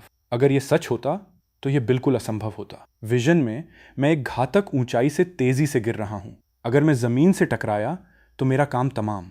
लेकिन तब जो स्पेस रिफ्ट मैंने डार्क अनहिलेशन रे से खोली थी, उसमें से एक मुरझाया हुआ बूढ़ा हाथ निकलता है। वह शक्ति मेरे इर्द गिर्द लपेट जाती है और मैं धीरे धीरे जमीन पर आ जाता हूँ। वॉन एक ठंडी फुफकार से खुद को नहीं रोक पाता। ये आदमी पूरे चैंगवन रियल्म में सबसे बड़ा खलनायक है और कोई उसे बचाने के लिए आगे आता है। अगले ही पल मेरी खोली हुई स्पेस रिफ्ट से एक कमजोर आकृति निकलती है। वह सफेद बालों वाली एक बुजुर्ग महिला है और अलायंस में खड़ी एलआरए मौके पर ही चिल्लाती है, मास्टर। ये महिला एलआरए की खुद की शिक्षक है। अलायंस सदमे में फट पड़ता है। किसी ने नहीं सोचा था कि जिसने दखल दिया वो एम्प्रेस एलआरए की मास्टर थी। वॉन का चेहरा काला पड़ जाता है, जानते हुए कि उसने अभी उन पर अपमान किए। एम्प्रेस एलआरए, मेरा आपकी मास्टर के प्रति कोई अनादर नहीं था। मेरी जान बचाने के लिए धन्यवाद। मैं बड़ी मुश्किल से बुजुर्ग के सामने झुकता हूँ। वो गर्मजोशी से मुस्कुराती है। इसकी कोई बात नहीं। मैंने तुम्हारे द्वारा दूसरे डायमेंशन से खोली गई स्पेस रिफ्ट को महसूस किया। शायद हम मिलने के लिए नियत थे। अचानक मुझे कुछ याद आता है। मेरे दिल में एक आखिरी उम्मीद जागती है। कृपया मेरी बहन को बचाएं। बुजुर्ग का जवाब शांत और मापा हुआ है। एक पहले से मर चुकी इंसान, एक नश्वर शरीर मेरे किसी काम का नहीं है। मैं उसे क्यों बचाऊं? पूरा अलायंस चुप हो जाता है। सबने मान लिया था कि यह दयालु बुजुर्ग स्वाभाविक रूप से छोटी एलआरए को वापस जीवित कर देंगी। वास्तविकता उन पर थप्पड़ की तरह पड़ती है। एलआरए ठिठकी खड़ी है। क्या मेरी मास्टर की मेरे प्रति दयालुता केवल मेरे ट्विन पुपिल के कारण थी? एलआरए को एहसास होता है कि इस दुनिया में कुछ भी मुफ्त नहीं मिलता। लेकिन तो फिर छोटी एलआरए के प्रति कई की निस्वार्थ भक्ति क्या है? अचानक एलआरए को अपनी मान्यताएं टूटती हुई महसूस होती हैं। बुजुर्ग को छोटी एलआरए को बचाने से मना करते देख मैं बेताब हो जाता हूँ। बुजुर्ग, मैं भी ऐसा व्यक्ति हूँ जो मौत के कगार पर है। अगर ये आपका कारण है तो आपने मुझे क्यों बचाया, लेकिन मेरी बहन को नहीं? बुजुर्ग फिर से गर्मजोशी से मुस्कुराती है। तुम अलग हो, तुम मेरे काम के हो, क्योंकि तुम्हारे पास ट्विन पुपिल्स हैं। नौजवान, गलत मत समझो। मेरा तुम्हारे ट्विन पुपिल्स लेने का कोई इरादा नहीं है। इसके विपरीत मैं जो कुछ मेरे पास है वो सब तुम्हें दूंगी। मेरी उलझन देखकर बुजुर्ग जारी रखती है, मैं हैकिंग सेक्ट से हूँ। हालांकि हैकिंग सेक्ट प्राचीन युग में नष्ट हो गई, इसकी सर्वोच्च विरासत बची रही। सालों से मैंने एक उत्तराधिकारी की तलाश की और लगभग उम्मीद छोड़ दी थी, जब तक मुझे यहां तुम नहीं मिले। तुम्हारी प्रतिभा से हैकिंग सेक्ट फिर से उठेगी। अलायंस के अंदर वॉन जलन से उबलता है। वह नहीं समझ सकता कि ये असाधारण अवसर उसे कभी क्यों नहीं मिलते। कई के भाव को लालच के साथ बदलते देखकर वॉन घृणा से मुस्कुराता है। मेरे विचार में कई किसी से अलग नहीं है। अंत में वह बस इस ताकत को हथियाना और मजबूत बनना चाहता है। बस यही है। वॉन अपनी श्रेष्ठता का स्वाद लेता है, जैसा वो बोलता है। उसके मन में वह और कई मूलभूत रूप से एक जैसे हैं। फिर कई समसारा सील के अंदर से बोलता है, अगर मुझे यह विरासत मिले तो क्या ये मुझे मेरी बहन को बचाने देगी? जब वॉन ये सुनता है तो उसे विश्वास नहीं होता। कई यह ताकत खुद के लिए नहीं चाहता, वह इसे अपनी बहन को बचाने के लिए चाहता है। बुजुर्ग मुझे बिना हिचकिचाए जवाब देती है, नहीं, क्योंकि तुम्हारी बहन पहले से ही मर चुकी। यहां तक कि एक सॉवरेन एम्परर भी उसे नहीं बचा सकता। जिस पल मैं ये सुनता हूं मेरा भाव सपाट हो जाता है। तो ये ताकत मेरे किसी काम की नहीं है। इस पर यहां तक कि बुजुर्ग के लिए भी खुद को संयत रखना मुश्किल हो जाता है। सोचो, भले ही यह विरासत तुम्हारी बहन को नहीं बचा सकती, ये तुम्हारी ताकत बहाल कर सकती है। तुम इसे बेकार कैसे कह सकते हो? मेरा जवाब बिल्कुल शांत है। मेरी पर्पल मैंशन की नाइट सोल खो गई है। मेरा ची सी खाली हो गया है। मैं एक टूटा हुआ खोल हूं। मैं आपकी विरासत के योग्य नहीं हूं। बुजुर्ग एक शांत हंसी देती है। तुम्हारे पास ट्विन पुपिल्स हैं। ये अकेले ही तुम्हें बाकी सबसे ऊपर रखता है। ट्विन पुपिल पावर के उपहार के साथ तुम समय के साथ ठीक हो जाओगे। फिर मुझे एक विचार आता है, अगर मेरी बहन के पास ट्विन पुपिल्स होते तो क्या वो हैकिंग सेक्ट की विरासत पा सकती थी? और अगर उसे विरासत मिलती तो क्या उसे वापस जीवित किया जा सकता था? बुजुर्ग सिर हिलाती है। तुम्हारी बहन के पास ट्विन पुपिल्स नहीं है। वो एक साधारण इंसान है। जिस पल मैंने दखल दिया, मैंने तुम दोनों के उपहारों को पूरी तरह से समझ लिया। अपनी मरी हुई बहन को जाने दो। एक बार जब तुम काफी मजबूत हो जाओ तो तुम उसके जैसी लड़की ढूंढ सकते हो, जितनी चाहो। बुजुर्ग उसके इरादे को तोड़ने और हैकिंग सेक्ट की विरासत स्वीकार करवाने की कोशिश कर रही है। लेकिन एक लंबी चुप्पी के बाद मैं पूर्ण निश्चितता के साथ बुजुर्ग की आंखों से मिलता हूं। तो अगर मैं कोई भी कीमत चुकाने को तैयार हूं तो क्या वो विरासत पाकर वापस जी सकती है? वे शब्द बिजली की तरह गिरते हैं। अलायंस फट पड़ता है। कई ने अभी क्या कहा? वो अपनी बहन को अपनी आंखें देना चाहता है ताकि छोटी एलारे विरासत पा सके और फिर से जी सके। वे ट्विन पुपिल्स हैं। कोई ऐसी चीज कौन देता है? रुको, अगर उसने वाकई ऐसा किया तो एम्प्रेस लरा के ट्विन पुपिल्स अभी अचानक कोई उस विचार को पूरा करने की हिम्मत नहीं करता। इसका निहितार्थ बहुत चौंकाने वाला है और समसारा सील के सामने खड़ी एलारे उथल पुथल में है। क्या वे सच में उसी से आए थे? मैं ही वो थी जिसने उसे धोखा दिया। मैं उसका सामना कैसे करूं? वॉन आगे बढ़ता है भीड़ को शांत करने के लिए। सब लोग निष्कर्ष पर मत कूदो। कई जरूर नाकाम रहा होगा। आखिरकार छोटी एलारे मर चुकी थी। यह एक अटल तथ्य है। बुजुर्ग मेरे शब्दों से साफ हिल जाती है। एक लंबे इंतजार के बाद वो बोलती है, नौजवान, मैं तुम्हारी बहन के प्रति तुम्हारी भक्ति की प्रशंसा करती हूँ, लेकिन मुझे तुम्हें बताना होगा, भले ही तुम अपने ट्विन प्यूपिल्स उसमें प्रत्यारोपित करो, वो मरी हुई ही रहेगी। एक मरा हुआ इंसान हैकिंग सेक्ट की विरासत नहीं पा सकता। मेरी आंखों में उम्मीद की एक चमक जलती है। आप बिल्कुल सही कह रही हैं बुजुर्ग। एक मरा हुआ इंसान विरासत नहीं पा सकता। लेकिन बुजुर्ग, आप पहले मेरी बहन को वापस जिंदा कर सकती हैं, है ना? बुजुर्ग घबरा जाती है। तुम किस बारे में बात कर रहे हो? मैंने कब कहा कि मैं उसे बचा सकती हूँ? मैं आगे बढ़ता हूँ। अगर आप वाकई नहीं कर सकती तो आपने कभी इतना नहीं कहा होता। आप मेरी बहन को बचा सकती हैं। बुजुर्ग, मुझे सिर्फ एक जवाब चाहिए। क्या आपके पास उसे बचाने की ताकत है या नहीं? मैंने चुपचाप नोटिस किया है। ये सफेद बालों वाली बुजुर्ग झूठ बोलने में असमर्थ लगती हैं। एक लंबी चुप्पी के बाद वो आखिरकार बोलती है, हाँ, यहां तक कि एक सॉवरेन एम्परर भी तुम्हारी बहन को नहीं बचा सकता, लेकिन मैं बचा सकती हूँ। अलायंस में फिर से तेज हाँफने की लहर दौड़ती है। कोई नहीं जान सकता कि वो वास्तव में कितनी शक्तिशाली है। वॉन उस पल को भुनाता है। एम्प्रेस एलारे की मास्टर सच में एक अपाठनीय ग्रैंड मास्टर हैं। कोई आश्चर्य नहीं कि एम्प्रेस एलारे भी उनकी कल्टीवेशन को नहीं माप सकती। इस महिला में कुछ तो है। वॉन ने हमेशा उनकी उपस्थिति को अजीब तरह से मायावी, लगभग असली नहीं लगने वाला पाया है। फिर अचानक बुजुर्ग फिर से बोलती है, लेकिन मैं नहीं बचाऊंगी। तुम हैकिंग सेक्ट के असली उत्तराधिकारी हो। मैं बिना हिचकिचाए जवाब देता हूं, नहीं बुजुर्ग, आप उसे बचाएंगी, क्योंकि वो जल्द ही मेरी ट्विन पुपिल पाने वाली है। और मैं अपनी खुद की आंख की तरफ हाथ उठाता हूं। बुजुर्ग घबराकर पीछे हटती है। नौजवान, जल्दबाजी मत करो। तुम्हें समझना होगा, भले ही मैं उसे वापस जीवित करूं और उसकी आत्मा को वापस बुलाऊं, वो एक जीती जागती लाश की तरह होगी। फिर अगर उसे हैकिंग सेक्ट की विरासत मिले तो क्या वो पूरी तरह ठीक हो जाएगी? बुजुर्ग कुछ कहना चाहती, लेकिन वो सच में झूठ नहीं बोल सकती। धीरे धीरे वो सिर हिलाती। ये काफी है। ये तय होने के बाद एक हाथ मेरे ट्विन पुपिल पर जाता है और दूसरा छोटी एलारे पर रखता है। बुजुर्ग, कृपया जारी रखें, लेकिन मैं अब और नहीं सुन रहा। अगले ही पल मैं ट्विन पुपिल टेक्निक सक्रिय करता हूँ। प्यूपिल ट्रांसफर। समसारा सील के सामने एलारा कई कदम पीछे ठोकर खाती है। उसका चेहरा रंग से खाली हो जाता है। प्यूपिल ट्रांसफर। क्या यह दर्दनाक है? यह दर्द फटी हुई एनेंट सोल से कहीं बढ़कर है। वो जो खालीपन देख रही है। फिर कोई उस सवाल को नहीं रोक पाता। क्या एम्प्रेस को कभी उसके ट्विन पुपिल्स जबरदस्ती छीने नहीं गए थे? तो क्या यह पहली बार है जब वो ये दर्द महसूस कर रही है?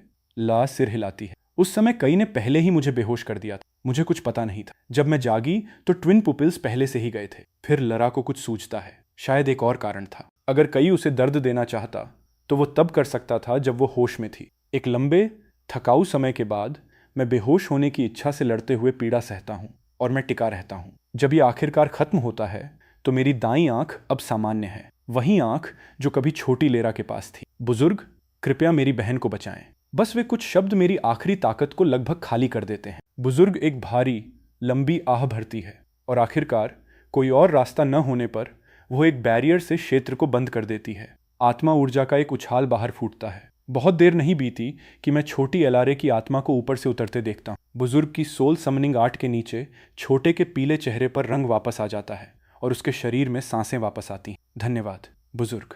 अब कृपया मेरी बहन को तुरंत हैकिंग सेक्ट की विरासत दें। बुजुर्ग सोल समनिंग आर्ट रोकती है। विरासत की जगह यहाँ नहीं है। एक पल में मैं उसे स्पेस रिफ्ट के जरिए इनहेरिटेंस ग्राउंड्स तक ले जाऊंगी। एक बार जब वो जाती है तो कौन जाने कब तुम दोनों फिर मिलोगे। मैं शांति से सहमति में आवाज निकालता हूँ, लेकिन मैं अपनी आंखें छोटी एलारे से नहीं हटा सकता। एक लंबे पल के बाद मैं मुड़ता हूँ। बुजुर्ग, कृपया मेरी बहन को हैकिंग सेक्ट के इनहेरिटेंस ग्राउंड्स पर ले जाएं। बुजुर्ग अपना हाथ उठाती है। छोटी एलारे पहले स्पेस रिफ्ट में प्रवेश करती है। तुम्हारी बहन बहुत लंबे समय के लिए जा सकती है। जब वो वापस लौटे तो वो तुम्हें कैसे ढूंढेगी? मैं शांति से जवाब देता हूँ, इससे कोई फर्क नहीं पड़ता। मुझे शक है कि मैं तब तक जिंदा रहूंगा। बुजुर्ग की बूढ़ी आंखें कांपती हैं। वो अब समझती है। लड़के ने अभी अपनी बहन से इस तरह विदाई ली जैसे यह आखिरी बार हो।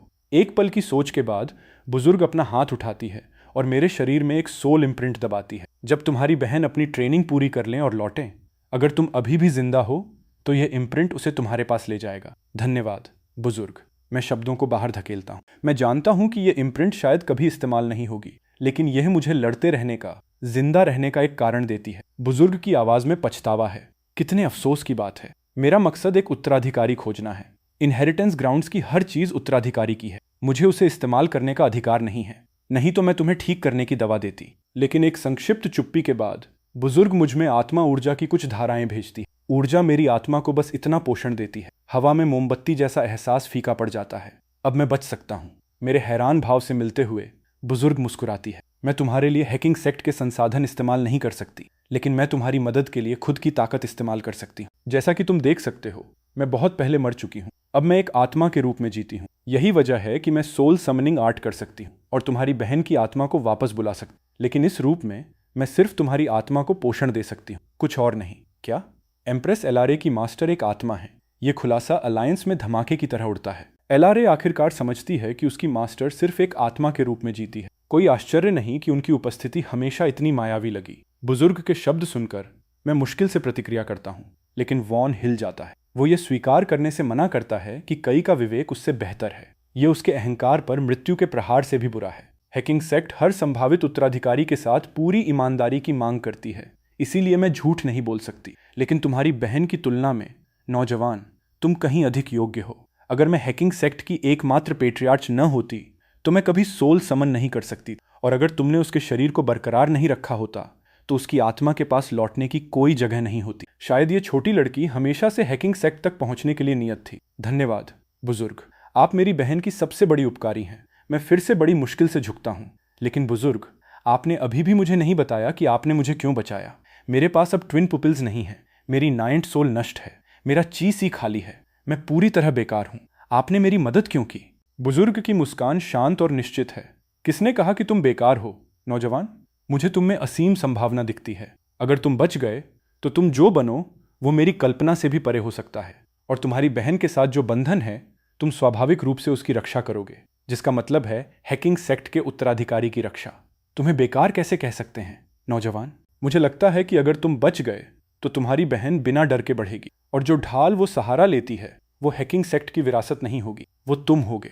अलायंस में हर कोई बुजुर्ग की दूरदर्शिता से अचंभित है। वो बिल्कुल सही है। एम्प्रेस एलारे को जो सबसे बड़ी सुरक्षा कभी मिली है वो उसकी कल्टीवेशन नहीं है, वो कई हैं, उसकी विरासत नहीं। सोचो, एलआरए के पास ट्विन पुपिल्स हैं। उसका एक ऐसा चेहरा है जो राज्यों को उलट सकता है। अपने कमजोर सालों में वो खतरनाक नजरें कैसे नहीं खींचती, लेकिन उसके पास एक अपराजेय कई के साथ कोई एलआरए के खिलाफ कदम उठाने की हिम्मत नहीं करता। कई की उपस्थिति के बिना एलआरए बहुत पहले शरीर और आत्मा दोनों से नष्ट हो सकती थी। वो कई का इतना कर्जदार है और उसे नहीं पता कि इसे चुकाना कहां से शुरू करे। अब मैं समझ गई कि आपने मुझे क्यों बचाया। धन्यवाद बुजुर्ग, मैं ये दयालुता कभी नहीं भूलूंगा। बुजुर्ग शांति से मुस्कुराती है। कुछ और सदियां मेरे लिए कोई फर्क नहीं डालती। मैं उस समय को एक ऐसे लड़के पर लगाना पसंद करूंगी जिसमें असीम संभावना है। अलायंस में हर कोई चुपचाप सहमत होता है। उसने जो कुछ भी कहा और किया है वो सही है। मैं आपकी दयालुता चुकाऊंगा बुजुर्ग। आपको जो भी चाहिए मैं उसके लिए पूरी मेहनत लगाऊंगा। बुजुर्ग फिर से मुस्कुराती है। ऐसे में मेरी एक छोटी सी प्रार्थना है। अगर तुम कभी किसी ऐसे व्यक्ति से मिलो जो हैकिंग सेक्ट के खून से है तो कृपया उनकी मदद करो। मैं गंभीरता से सिर हिलाता हूँ। मैं समझ गया। अगर मैं कभी आपसे जुड़े लोगों से मिला तो मैं उनकी पूरी तरह रक्षा करूंगा। उन शब्दों पर बुजुर्ग का चेहरा आखिरकार नर्म पड़ जाता है। अच्छा, अब समय है। मुझे तुम्हारी बहन को ले जाना होगा। नौजवान, तुम मुझे निराश नहीं करोगे। जैसे ही बुजुर्ग जाने वाली है मुझे कुछ याद आता है। बुजुर्ग, क्या आपने कभी पैलेस ऑफ यामा के बारे में सुना है? बुजुर्ग खूब सोचती है और सिर हिलाती है। यहां तक कि जिसने इतना कुछ देखा हो उसे भी पैलेस ऑफ यामा के बारे में कुछ नहीं पता। जाने से पहले बुजुर्ग मुझसे एक आखिरी सवाल पूछती है। नौजवान, तुमने अपनी बहन के लिए सब कुछ बलिदान किया। अगर भूमिकाएं बदल जाती तो क्या वो तुम्हारे लिए यही करती? वे शब्द एलआरए पर बिजली की तरह गिरते हैं। एक सवाल जो आत्मा की जड़ों तक पहुंचता है। वो पहले से ही टूट रही है। मैं बुजुर्ग का सवाल सुनता हूं और एक शांत मुस्कान देता हूं। वो करती, वो जरूर करती, लेकिन मैं उम्मीद करता हूं कि उसे कभी ऐसा न करना पड़े। वे शब्द एलआरए को पूरी तरह तोड़ देते हैं। उसकी आंखों से चुपचाप आंसू बहते हैं। मैं नहीं, मैंने तुम्हारे लिए कभी ऐसा कुछ नहीं किया। मैंने कब किया? लरा जानती है। उसने कई को कभी पूरे दिल से सब कुछ नहीं दिया। उसने उसकी पीठ में छुरा घोंपा। कई ने बिना एक पल की हिचकिचाहट के उसके साथ टांदी पैलेस के हर गुप्त रास्ते और छुपे हुए मैकेनिज्म को साझा किया था, और लरा ने उन सब का इस्तेमाल उसे धोखा देने के लिए किया। उसने एक सीधे रास्ते से उस भाई को, जिसने उसे कभी निराश नहीं किया, खतरे में डाल दिया। मैंने उसके खिलाफ जाकर उसे धोखा दिया। मैंने वाकई उसके साथ यह किया। नौजवान, भाग्य करे कि हम फिर मिलें। मुझे उम्मीद है कि तुम्हारी बहन तुम्हें निराश नहीं करेगी। जैसे ही मैं बुजुर्ग को अपना आखिरी प्रणाम करता हूँ, बुजुर्ग छोटी एलआरए को लेती है और इस जगह से गायब हो जाती है। फिर अपनी आखिरी ताकत से वो मुझे भेज देती है, आसमान में उड़ा देती। दिशा अनजान है। जैसे ही बुजुर्ग ने जो बैरियर लगाई थी वो घुलती है। कुछ शक्तिशाली कल्टीवेटर्स उस जगह की जांच के लिए दौड़ते हैं। उन्हें कुछ नहीं मिलता। कोई नहीं जानता कि यहाँ अभी क्या हुआ। जब कई अनजान दिशा में उड़ता है, एलआरए आंखों में आंसू भरकर समसारा सील के सामने खड़ी है। फिर वो फट पड़ती है। सॉवरेन एम्परर ऊर्जा सीधे समसारा सील की तरफ जारी होती है। वो इसे नष्ट करना चाहती है, कई को बाहर लाना चाहती है, लेकिन एक तेज तलवार की इंटेंट हवा को चीरती है और उसके रास्ते में आ जाती है। मुझे पता था कि ये आएगा, तो तुम कई को मुक्त करना चाहती हो, जो सॉर्ड एम्प्रेस के रूप में कार्य करती है। वॉन आगे दौड़ता है। एम्प्रेस एलआरए, कई के अपराध बहुत बड़े हैं, उसे छोड़ा नहीं जा सकता। एलरा का भाव नहीं बदलता। वो मेरा भाई है, मैं उसे मुक्त करूंगी। शायद कई ने दुनिया को गलत किया हो, लेकिन उसने मुझे कभी गलत नहीं किया। चाहे जो भी लगे, मैं उसे मुक्त करूंगी। एक बार जब वो बाहर है तो मैं उसे सिंहासन छोड़ने के लिए मनाऊंगी। हम एक साथ गायब हो जाएंगे, दुनिया में कभी दखल नहीं देंगे। उसके बाद जो भी सिंहासन पर बैठे, ये हमारी चिंता नहीं है। कितनी महान बात है। तुम्हारे भाई ने दुनिया को गलत किया, फिर भी उसने तुम्हें कभी गलत नहीं किया। तो सॉर्ड एम्प्रेस के कुल का क्या, जो तुम्हारे भाई ने नष्ट किया? जैसे ही सॉर्ड एम्प्रेस की इंटेंट ठंडी होती है, वॉन फिर बीच में आता है। ध्यान से सोचो, तुम्हारे ट्विन पुपिल्स तुम्हारे खुद के भाई ने लिए, उसने तुम्हें भी गलत किया। लरा का जवाब पूरा है। मेरे ट्विन पुपिल्स पहले स्थान पर कई ने ही मुझे दिए थे, उनका वापस लेना बिल्कुल ठीक है। जैसे ही वो बोलती है, एलआरए के सिर के ऊपर एक भयावह स्टार डिस्क साकार होती है। इसके अंदर एक विशाल और घुमड़ता हुआ आकाशगंगा है। भीड़ सदमे में फट पड़ती है। एलआरए ने हैकिंग डिस्क बुलाई है, उसका अपना life bound treasure. Hacking disk अकेले से उसने अनगिनत एम्परर स्तर के कल्टीवेटर्स का सफाया किया है। एम्प्रेस एलआरए, कृपया पुनर्विचार करें। एक ऐसे आदमी के लिए जिसके अपराध क्षमा से परे हैं, क्या यह वाकई उचित है? जब तुम बच्चे थे तो वो दयालु रहा होगा, लेकिन वो बदल गया है। हाँ एम्प्रेस, वो अब वो लड़का नहीं है जो वो कभी था। कल्टीवेटर्स एक साथ पुकारते हैं, एलआरए को रोकने की विनती करते हुए, लेकिन उनका हर शब्द लरा को और ज्यादा निश्चित बनाता है। ये जीवन मुझे कई ने दिया था, आज उसे बचाने के लिए मरना बिल्कुल ठीक है। उस पल सॉर्ड एम्प्रेस अपना खुद का लाइफ बाउंड ट्रेजर बुलाती है। वॉन घबरा जाता है। उसने कभी नहीं सोचा था कि एलआरए पलट जाएगी। अगर यहाँ दो सॉवरेन एम्परर्स टकराएं तो सब कुछ बर्बाद हो जाएगा। एलआरए, रुको, तुम जीत नहीं सकती। जो बोलती है वो कोई और नहीं बल्कि एम्प्रेस कंसॉर्ट लू चिंग चैन है। बाकी 7 एम्प्रेस रुकती हैं, लेकिन वे सब जानती हैं कि सॉर्ड एम्प्रेस और एम्प्रेस कंसॉर्ट मिलकर काफ़ी से ज़्यादा हैं और वे एक अकेले इंसान पर टूट नहीं पड़ना चाहती। वे मिलकर उस स्पेस को स्टेबलाइज करने के लिए एक हो जाते हैं, वरना यह जगह नष्ट हो जाएगी। फिर वॉन के मन में एक विचार आता है, शायद मुझे एम्प्रेस एलारे को यहीं खत्म कर देना चाहिए। लेकिन जैसे ही वो विचार बनता है, वॉन को कुछ महसूस होता है। एक प्राचीन शिकारी की नज़र उस पर टिक जाती है। वॉन का खून ठंडा पड़ जाता है। क्या यह कोई शक्ति है जो कई समसारा सील के अंदर से प्रोजेक्ट कर रहा है, या शायद कई ने लायरा पर कोई छुपी हुई सील लगाई है, एक सुरक्षा जो ऑटोमेटिकली उस पल एक्टिवेट होती है जब उसकी जान को खतरा हो। जितना ज़्यादा वॉन इस बारे में सोचता है, उतना ज़्यादा उसे यकीन होता है और वो बेहद शुक्रगुजार है कि उसने अभी एलारे के खिलाफ कोई कदम नहीं उठाया। परिणाम अकल्पनीय होते, लेकिन वॉन का इरादा तीनों को लड़ते रहने देने का नहीं है, इसलिए वो एक खजाना बुलाता है, the heaven ceiling pagoda. Elare, sword empress और लू चिंग चेंग के साथ युद्ध में बंद है। उसने कभी कल्पना भी नहीं की थी कि वॉन, एक सॉवरेन एम्परर, इतना नीचे गिरेगा। इससे पहले कि वो रिएक्ट कर पाए, वो हेवन सीलिंग पगोडा के अंदर कैद हो जाती है। क्या ये 10,000 साल पहले खो नहीं गया था? हेवन सीलिंग पगोडा के साथ एक एम्प्रेस को भी रोका जा सकता है। वॉन, तुम क्या कर रहे हो? सॉर्ड एम्प्रेस और लू चिंग चेंग दोनों वॉन की तरफ मुड़ते हैं। दोनों में से कोई भी उसके इस धोखे से खुश नहीं है। वॉन तुरंत एक नेक भाव अपनाता है। दोनों एम्प्रेस, मेरे पास कोई विकल्प नहीं था। निश्चिंत रहें, हेवन सीलिंग पगोडा एलारे एम्प्रेस को कोई नुकसान नहीं पहुंचाएगा। जब यह सब खत्म होगा, मैं व्यक्तिगत रूप से उनसे माफी मांगूंगा। कल्टीवेटर्स वास्तव में उस पर विश्वास कर लेते हैं। हाँ, वॉन बड़े भले की सोच रहा है। वो सिर्फ कई से निपटना चाहता है जो सब कुछ खतरे में डाल रहा है। वे वॉन की दुनिया के प्रति दया की तारीफ करते हैं। सॉर्ड एम्प्रेस वॉन को देखती है। उसकी आंखें अवमान से भरी हैं। उसे कुछ अंदाजा है कि वॉन वास्तव में क्या चाहता है, क्योंकि कुछ पलों पहले उसने भी वो डरावनी शक्ति महसूस की थी जो उस पर नजरें टिकाए हुई थीं। हेवन सीलिंग पगोडा के अंदर एलारे हैकिंग डिस्क को बार बार दीवारों पर पटकती है, आजाद होने की कोशिश। वॉन सबको शांत रहने को कहता है। हेवन सीलिंग पगोडा एक डिफेंसिव खजाना है, यहां तक कि एम्प्रेस एलारे भी इसे तुरंत तोड़ नहीं सकती। अगर सॉर्ड एम्प्रेस कोशिश करे तो बात अलग होती, लेकिन अभी के लिए हम सेफ हैं। सॉर्ड एम्प्रेस अपनी तलवार पीठ पर लेकर खड़ी है। तलवार दिल की धार होती है। इसे मारने के लिए भी इस्तेमाल किया जा सकता है और बचाने के लिए भी। मेरी सोल सॉर्ड का अस्तित्व कभी सिर्फ विनाश के लिए नहीं रहा। जैसे ही वे शब्द उसके होठों से निकलते हैं, वो रुक जाती है। उसके सिर में एक हल्का दर्द फैलता है। उसने ये शब्द पहले कहीं सुने हैं। फिर वॉन एक अलार्म की चीख लगाता है। क्या उसका दिमाग ठीक नहीं है? हेवन सीलिंग पैगोडा के अंदर एलारे दीवारों पर हमला करने के लिए अपना खुद का ब्लड एसेंस जला रही है। हैकिंग डिस्क पहले से कहीं ज्यादा चमकती है। वॉन हिल जाता है, लेकिन खुद को शांत रखने के लिए मजबूर करता है। सब लोग घबराओ मत। फिर भी एम्प्रेस एलारे जल्द ही आज़ाद नहीं हो सकती, और अगर वो हो भी जाती है तो कई अभी पूरी तरह रिफाइन नहीं हुआ है, लेकिन उसकी शक्ति सॉवरेन एम्परर लेवल से नीचे कमजोर हो चुकी होगी। उस वक्त हमें कोई नहीं रोक सकता। वॉन के शब्दों से तनाव कम होता है। सबकी नज़रों में स्थिति पूरी तरह उनके पक्ष में है। उन्हें बस कई के पूरी तरह रिफाइन होने का इंतजार करना है। समसारा सील के अंदर मैं बाहर हो रही हर चीज देखता हूँ। एलारे को मुझे बचाने के लिए बेताबी से लड़ते हुए देखता हूँ। मेरे सीने में कुछ भारी सा बैठ जाता है। मेरे बचपन की हर चीज इतनी असली लगती है जैसे यह सब मेरे साथ सच में हुआ हो, लेकिन मैं अभी इस पर ध्यान नहीं दे सकता। एलारे अकेले मुझे आज़ाद नहीं कर सकती। मुझे और सॉवरेन एम्परर्स को पलटना होगा। मेरी नज़र सॉर्ड एम्प्रेस पर टिकती है। उसकी सोल सॉर्ड के बारे में कहा जाता है कि उसमें अस्तित्व की सबसे विनाशकारी ऑफेंसिव शक्ति है। तुम ही वो हो, सॉर्ड एम्प्रेस। मैं उसके बारे में अपनी हर याद का टुकड़ा इकट्ठा करता हूँ, उसे सावधानी से आकार देता हूँ और समसारा सील के जरिए प्रोजेक्ट करता हूँ। फिर मैं उसे बदलना शुरू करता हूँ, और फिर भी मैं इस भावना को नहीं झुठला सकता कि जो मैं बना रहा हूँ वो बनावटी नहीं है। यह ऐसा लगता है जैसे कुछ ऐसा जो सच में हुआ था। फिर कोई चिल्लाता है, देखो, समसारा सील में एक नया दृश्य है। सील की छवियां थोड़ी देर के लिए अंधेरी हो गई थीं। सबने मान लिया था कि तीनों एम्प्रेसेस के बीच की टक्कर ने इसे बाधित किया था। अब जब लड़ाई रुक गई है, समसारा सील के दृश्य वापस आते हैं। जिस जगह मैंने लड़ाई लड़ी थी, वहां व्हाइट ब्राउ सेज अब दर्जनों शक्तिशाली कल्टीवेटर्स से भरा हुआ है, लेकिन उन्हें कुछ नहीं मिलता। छोटी एलारे पहले ही जा चुकी है एल्डर के साथ, और मुझे दूर भेजा जा चुका है। एक अनंत काल जैसे समय के बाद मैं आखिरकार आसमान से गिरता हूँ, लेकिन इम्पैक्ट से एक पल पहले एक कोमल सोल एनर्जी मुझे थाम लेती है और सुरक्षित नीचे उतारती है। मुझे पता है ये एल्डर का मेरे लिए आखिरी काम है। मैं खुद को उठाने के लिए मजबूर करता हूँ और चारों ओर देखता हूँ।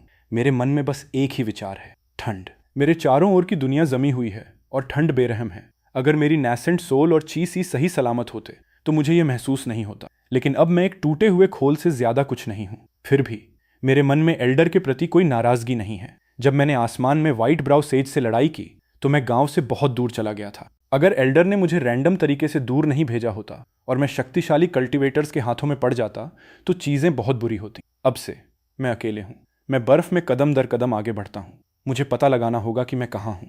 ये एक छोटा, लगभग वीरान शहर है। पतले कपड़ों में भी मैं मुश्किल से टिका हुआ हूँ। जो कुछ लोग गुजरते हैं वे या तो मुझे नज़रअंदाज करते हैं या मेरे चारों ओर से निकल जाते हैं। मेरा शरीर पहले ही अपनी सीमा तक पहुंच चुका है। ऊपर से बर्फीला तूफान जो मेरी सोचने की शक्ति को धुंधला कर देता है और मेरा शरीर आखिरकार जवाब दे देता है। मैं बर्फ में ढेर हो जाता हूँ। अलायंस में वापस आवाज़ें फुसफुसाने लगती हैं। कई बहुत बुरी स्थिति में है। वो अब एक टूटे हुए मलबे जैसा दिखता है। भले ही कोई गुजरे, वे बस उसके चारों ओर से चले जाएंगे। मैं पूरे एक दिन और रात बर्फ में पड़ा रहता हूँ। कोई नहीं आता, लेकिन बर्फ आखिरकार रुक जाती है और फिर एक सादे कपड़ों में एक लड़की स्नो कैप पहने अपने ठंडे हाथों पर गर्म सांसें फूंकते हुए गुजर रही होती। वो उस जगह से ठीक गुजरती है और बर्फ में गिरे लड़के को देखती। वो हिचकिचाती है, फिर झुककर उसे हिलाती है। अरे उठो उठो। वॉन देखता है और नाक भौं सिकोड़ता है। अगर ये लड़की कई को बचाती है तो उसे दुनिया के लिए गद्दार के तौर पर याद किया जाएगा। लड़की उसे कुछ और बार हिलाती है। वो जमा हुआ है, अकड़ा हुआ है और वो शायद समझ लेती है कि वो एक कल्टीवेटर है। लड़की हिचकिचाती है, फिर उठकर जाने लगती है। उसका दिमाग उसे कहता है अपने काम से काम रखो, लेकिन वो पूरी तरह प्रतिबद्ध नहीं हो पाती। 2 कदम आगे, फिर पीछे मुड़कर देखती है। 2 कदम और, फिर पीछे मुड़कर देखती है। उसका दिल नेक है। फिर वो लड़के को ननान करते सुनती है। LRA, father, mother, heaven ceiling pagoda के अंदर। LRA ये सुनकर कि उसका भाई मौत के कगार पर होने के बावजूद अब भी उसके बारे में सोच रहा है, हैकिंग डिस्क को और जोर से मारती है।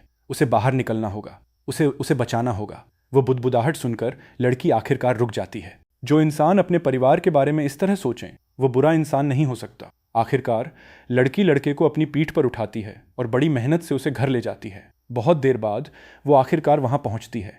अलायंस के कल्टीवेटर्स हैरान हैं। उन्हें उसमें स्पिरिचुअल एनर्जी की हल्की सी झलक महसूस हुई थी। वो एक कल्टीवेटर लग रही थी, लेकिन उसका घर खाली और जर्जर है। जब सब उम्मीद करते हैं कि वह उसे पिघलाने के लिए आग का इस्तेमाल करेगी, लड़की इसके बजाय बाहर से एक मुट्ठी बर्फ लाती है और लड़के की बाह को बार बार रगड़ती है। अलायंस हैरान है। वह पूरी तरह जमा हुआ है। आग की जगह बर्फ क्यों? उसे बर्फ से रगड़ना क्यों?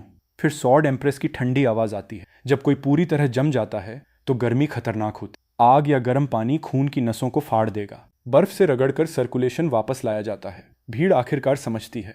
बेशक सब तुरंत सॉर्ड एम्प्रेस की तारीफ करने लगते हैं, लेकिन वो धीरे से कहती है, मैं बहुत कड़ाके की ठंड वाली जगह पर पली बढ़ी हूँ।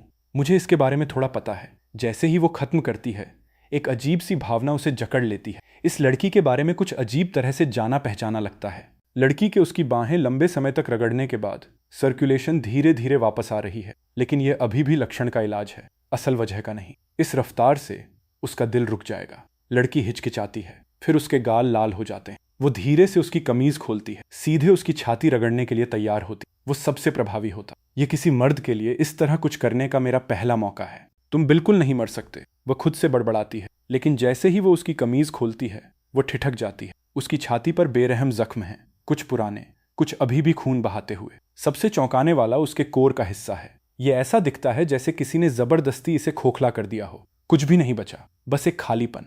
और उसकी सांसें हवा में एक मोमबत्ती की लौ की तरह हैं। उसने कभी किसी को इतना टूटे हुए और फिर भी जिंदा नहीं देखा था। बिना सोचे वो हाथ बढ़ाती है और सबसे गहरे जख्म को छूती है। जैसे ही उसकी उंगली का स्पर्श होता है, लड़का तेज खांसी के साथ हिल जाता है। काला खून उसके मुंह से उछलता है और उसके कपड़े के सफेद किनारे पर दाग लगाता है। लड़की चौंकती है, लेकिन पीछे नहीं हटती। वो अपनी सारी ताकत लगाकर लड़के को बिस्तर पर खींचती है, फिर जड़ी बूटियों की तलाश में वापस बाहर दौड़ती है। उसके दादा ने एक बार उसे बताया था, जमे हुए उत्तर की स्नो लोटस हर्ब एक मरते हुए इंसान को जिंदा रख सकती है। समसारा सील के बाहर सब ध्यान से देख रहे हैं। वॉन मुंह बनाता है। कुछ लोग बस मरना नहीं चाहते। भाग्यशाली कि कोई मूर्ख मिल गया मदद के लिए। लेकिन सॉर्ड एम्प्रेस तेजी से आगे बढ़ती है। उसकी नजर लड़की के चेहरे पर टिकी है। लड़की स्नो कैप पहने हुए है।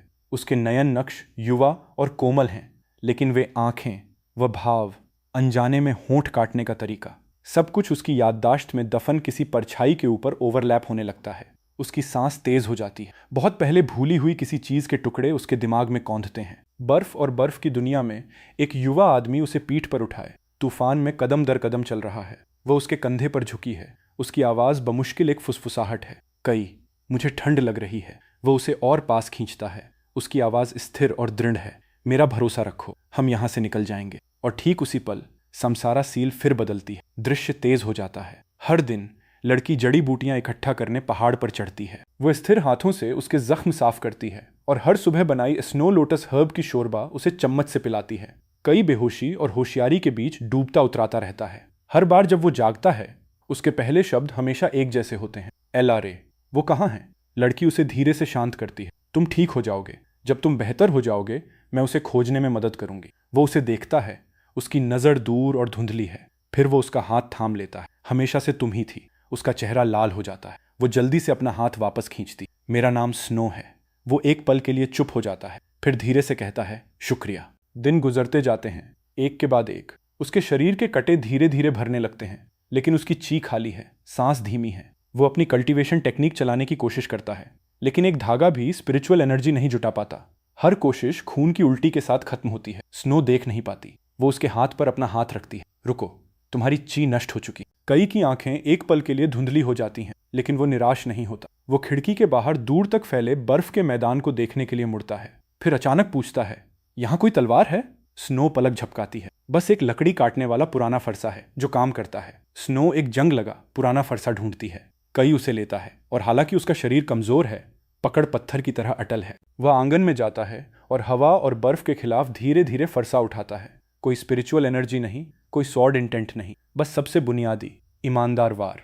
लेकिन जिस पल फरसा गिरता है, सामसारा सील के बाहर सॉर्ड एम्प्रेस लड़खड़ा जाती है। वह उस वार को जानती है। यह सॉर्ड क्लैन की बुनियादी टेक्निक का पहला मूव है, द फर्स्ट फ्रॉस्ट स्ट्राइक। सिर्फ वही जिसने हवा, बर्फ और तेज ठंड पर 10 से ज्यादा साल ध्यान लगाया हो, ऐसा शुद्ध हड्डियों तक ठंडक देने वाला वार कर सकता है। दृश्य में कई हर एक दिन फरसा चलाता है। सुबह से शाम तक उसके कंधों पर बर्फ जमती रहती है। वो अथक लगता है, यहाँ तक कि जब वो खून की उल्टी करता है, यहाँ तक कि जब वो गिरता है, वो उठता है और जारी रखता है। स्नो बगल से देखती है। चिंता चुप्पी में बदल जाती है। चुप्पी लाल आंखों में बदल जाती है। बिना एक शब्द कहे वह चुपचाप एक अतिरिक्त हिस्सा पकाती है। उसके कटोरे में सारा बचा हुआ मांस डालती है। फिर एक रात उसे अचानक बुखार चढ़ता है। उसका पूरा शरीर जल उठता है। वह बेहोशी में बड़बड़ाता है, एलआरए, भागो, माँ, पिताजी, यमा का महल, मुझे सच्चाई खोजनी होगी। स्नो उसके बुखार को कम करने के लिए ठंडे बर्फ के पानी से पहुंचती है। वह पूरी रात जागकर पहरा देती है। जब सुबह होती है, बुखार आखिरकार टूटता है, लेकिन वो एक गहरी बेहोशी में डूब जाता है। स्नो अपना जबड़ा भींचती है, उसे पीठ पर उठाती है और बर्फ के गहरे मैदानों की ओर डगमगाते कदमों से आगे बढ़ती है। उसे याद है, उसके दादा ने एक बार कहा था, बर्फ के पहाड़ की चोटी पर 1000 साल पुरानी आइस सोल है जो टूटी मेरिडियंस को ठीक कर सकती है, लेकिन चोटी स्नो डीमंस से सुरक्षित है। कोई भी सामान्य इंसान जो नजदीक जाए वो मर जाएगा, लेकिन वो सामान्य नहीं है। उसमें सॉर्ड क्लैन का खून है, बिखरा और खोया हुआ। हालांकि वो अभी तक ये नहीं जानती। समसारा सील के बाहर सॉर्ड एम्प्रेस की हथेलियों में उसके नाखून धंस जाते हैं। सब कुछ वापस आ रहा है। वो दक्षिणी क्षेत्र में पैदा हुई थी। उसके क्लैन ने उसे अपना सॉर्ड हार्ट तराशने के लिए जमे हुए उत्तर में निर्वासन में भेजा था, और उसी निर्वासन के दौरान उसने कई को बचाया था। बाद में जब वो आखिरकार दक्षिण में अपने क्लैन के घर वापस लौटी, तो उसने उन्हें घिरे हुए पाया। दुश्मनों द्वारा शिकार किया जा रहा था। वह वापस उत्तरी बर्फ के मैदानों में भाग गई, और यह एक युवा आदमी था जिसने उसे पीठ पर उठाया और उसे बर्फानी तूफान से निकाला। उसने उसे एक पहाड़ी गुफा में छुपाया और खुद पीछा करने वालों को अपनी ओर खींच लिया। और उसी भयानक रात ने सॉर्ड एम्प्रेस की यादें छीन ली थीं। उसे हमेशा लगता था कि यह एक सपना था, मौत के कगार पर एक भ्रम, लेकिन यह सच था। यह हमेशा से तुम थे। दृश्य में स्नो चोटी पर पहुंचती है। 1000 साल पुरानी आइस सोल बर्फ की गुफा के बीच में तैरती है, एक हल्की भूतिया नीली रोशनी के साथ। एक 3 आंखों वाला स्नो डीमन छाया से छलांग मारता है। उसके तेज पंजे सीधे स्नो के गले पर निशाना साधते हैं। उसके पास कोई मार्शल ट्रेनिंग नहीं है, लेकिन सहज ज्ञान उसे एक और उछाल देता है। उसका हाथ रोब में जाता है और एक जड़े पेंडेंट निकालता है। उसने इसे बचपन से पहना है। ये कभी नहीं जाना कि यह किस लिए है। जैसे ही पेंडेंट डीमन को छूता है, वो अंधा कर देने वाली सॉर्ड लाइट में फूट पड़ता है। डीमन चिल्लाता है, एक साफ कट में 2 टुकड़ों में बंट जाता है। स्नो ठिठक जाती है। वो नीचे पेंडेंट को देखती है। उसकी सतह पर 2 शब्द उभर आए हैं, सॉर्ड हार्ट। सोचने का वक्त नहीं है। वह आइस सोल लेती है और पहाड़ से नीचे दौड़ती है। वो इसे उसके ची के खिलाफ दबाती है। नीली रोशनी अंदर समाती है। उसके चेहरे पर मौत का पीलापन धीरे धीरे हल्के रंग से गर्म होता है। जब वो आंखें खोलता है, पहली चीज जो वो देखता है वो है स्नो के होंठ, ठंड से नीले, और उसके हाथों पर फ्रॉस्ट बाइट की दरारें। अपराध बोध उसके सीने में उठता है। उसकी आवाज कच्ची और भर्राई हुई निकलती है, मेरे लिए अपनी जान खतरे में क्यों डाली? स्नो एक छोटी मुस्कान देती है, तुमने मुझसे वादा किया था कि तुम एलआरए को ढूंढने जाओगे। तुम मर नहीं सकते। वो लंबे समय तक चुप रहता है। फिर धीरे धीरे वह हाथ बढ़ाता है और उसके चेहरे से सूखा खून पहुंचता है। जब मैं ठीक हो जाऊंगा तुम्हें तलवार सिखाऊंगा। स्नो की आंखें चमक उठती हैं। सच में? वक्त उड़ जाता है। 3 साल गुजर जाते हैं। वो अभी भी स्पिरिचुअल एनर्जी नहीं जुटा सकता, लेकिन उसका फरसे का काम हर दिन तेज और बेरहम होता जाता है। वह बर्फ में भी स्वॉर्ड इंटेंट उकेर सकता है। स्नो उसके साथ सीखती है, चौंकाने वाली रफ्तार से आगे बढ़ती है। वो नहीं जानती कि वो जो सीख रही है वो फ्रोजन स्काई स्वॉर्ड इंटेंट है, वही टेक्निक जो वो एक दिन स्वॉर्ड क्लैन की संस्थापक के रूप में बनाएगी। एक दिन काले रोब पहने कल्टीवेटर्स का एक दल शहर में घुसता है। वे उद्देश्य के साथ आगे बढ़ते हैं, कंपस हाथ में, और सीधे स्नो के दरवाजे के सामने रुकते हैं। आगे वाला कहता है, तो स्वॉर्ड क्लैन का आखिरी बचा हुआ टुकड़ा यहाँ छुपा था। स्नो डर से पीली पड़ जाती है। कई उसके सामने आ जाता है, पुराना फरसा थाम। काले रोब वाला कल्टीवेटर हंसता है, तुम बिना कल्टीवेशन वाले टूटे हुए मलबे और तुम हमारे रास्ते में खड़े होने की हिम्मत करते हो? कई कुछ नहीं कहता, वो बस वार करता है। फरसा अगुए कल्टीवेटर की गर्दन पर चमकता है, सिर बर्फ पर गिरता है। बाकी ठिठक जाते हैं, फिर एक साथ हमला बोलते हैं। कई का फरसा एक तूफान बन जाता है। हर कदम बर्फ के खांचों में सटीक उतरता है, इलाके का इस्तेमाल खुद को आगे बढ़ाने के लिए। एक नश्वर शरीर एक ही झटके में 7 फाउंडेशन बिल्डिंग कल्टीवेटर्स को काट देता है। वह स्नो की ओर मुड़ता है, जाओ। वे रुकने वाले नहीं हैं। स्नो सिर हिलाती है, तुम जहां जाओगे मैं जाऊंगी। उसकी आंखें स्थिर और दृढ़ हैं। तुमने पहले मुझे बचाया था, अब मेरी बारी है तुम्हें बचाने की। वह उसका हाथ थाम लेती है और बर्फ के मैदान के दिल की ओर दौड़ती है। पहाड़ों की गहराई में एक प्राचीन ट्रांसपोर्ट फॉर्मेशन है। उसके दादा ने मरते वक्त उसे बताया था, अगर तुम कभी बड़े खतरे में हो तो इसे एक्टिवेट करो। लेकिन यह कहाँ ले जाता है कोई नहीं जानता। जीना या मरना आसमान तय करेगा। दोनों फॉर्मेशन में कदम रखते हैं। रोशनी उन्हें निगल लेती है। समसारा सील के बाहर स्वॉर्ड एम्प्रेस अब चुपचाप रो रही है। सब कुछ वापस उसके पास आ रहा है। हर आखिरी टुकड़ा, स्नो नाम की लड़की, वो खुद थी अपनी जवानी में। और कई, वो युवा आदमी जिसने उसे बर्फानी तूफान में पीठ पर उठाया, जिसने उसे तलवार सिखाई, जिसने उसे ढूंढने वालों को काट दिया, वह कई था। वह समसारा सील की ओर मुड़ती है, कांपती हुई। उसकी आवाज टूट जाती है, यह हमेशा से तुम थे। वॉन को मुसीबत का अंदाजा होता है। वह तेज और कड़क चिल्लाता है, स्वॉर्ड एम्प्रेस, समसारा सील के भ्रम से धोखा मत खाओ। वे झूठी यादें हैं जो समसारा सील ने डाली हैं। स्वॉर्ड एम्प्रेस पलट जाती है, उसकी आंखें ठंडी आग की तरह दहकती हैं। झूठी? तो फिर मेरे सीने पर इस निशान की व्याख्या करो। बताओ मैं फ्रोजन स्काई स्वॉर्ड इंटेंट क्यों इस्तेमाल कर सकती हूँ? बताओ हर बार जब मैं उसे देखती हूँ तो मेरा दिल क्यों टूटता है? वो हाथ उठाती है और अपना रोब फाड़ती है। उसके बाएं स्तन के ऊपर एक पुराना निशान उजागर होता है, अमिट। उन लोगों द्वारा छोड़ा गया जिन्होंने उसे खोजा था। एक जख्म जो घातक होना चाहिए था, लेकिन किसी ने तलवार की शक्ति से उसकी वाइटल मेरिडियन को सील करके उसकी जान बचाई। वो कभी नहीं जानती थी कौन था, अब वो जानती है। वॉन दोबारा मुंह खोलता है, लेकिन स्वॉर्ड एम्प्रेस पहले ही अपना फरसा खींच चुकी है। नोक सीधे हेवन सीलिंग पगोडा की ओर इशारा करती है, उसे छोड़ो। वॉन का चेहरा राख जैसा सफेद पड़ जाता है। स्वॉर्ड एम्प्रेस, क्या तुम भी हमारे खिलाफ हो गई? स्वॉर्ड एम्प्रेस बोलती है, हर शब्द सोच समझकर और ठंडा। अगर ये सब सच है, अगर हर पल सच है, तो मैं उसकी सिर्फ जान का नहीं बल्कि बहुत कुछ और का कर्ज लेकर बैठी हूं। एम्प्रेस कंसॉर्ट सेलेस्ट उसे रोकने आती है। वो स्वॉर्ड एम्प्रेस के सामने आ जाती है। शांत रहो, ठंडा रखो। स्वॉर्ड एम्प्रेस हंसती है, एक टूटी कड़वी आवाज। अगर वो सच में वो आदमी है तो जो मैं करती रही हूं, उस पर हमला करती रही हूं, मुझे एक गद्दार से अलग नहीं बनाता। सेलेस्ट मुंह बनाती है और समसारा सील की ओर वापस मुड़ती है। दृश्य जारी रहता है। प्राचीन फॉर्मेशन कई और स्नो को एक बंजर, भुलाए गए रियल्म में छोड़ता है। स्पिरिचुअल एनर्जी यहाँ लगभग न के बराबर है। डीमन बीस्ट्स खुलकर घूमते हैं। कई अभी भी कल्टीवेट नहीं कर सकता, लेकिन वो अपने ट्विन पुपिल्स की बची हुई परसेप्शन और सालों की अथक ट्रेनिंग से कठोर हुए ब्लेड वर्क पर निर्भर करता है। साथ मिलकर वे उस रियल्म में खूनी रास्ता बनाते हैं। एक लड़ाई में स्नो खुद को कई के आगे फेंकती है और एक डीमन बीस्ट के जहरीले पंजे सीधे उसके कंधे से पार हो जाते हैं। जहर उसके शरीर को तबाह करता है।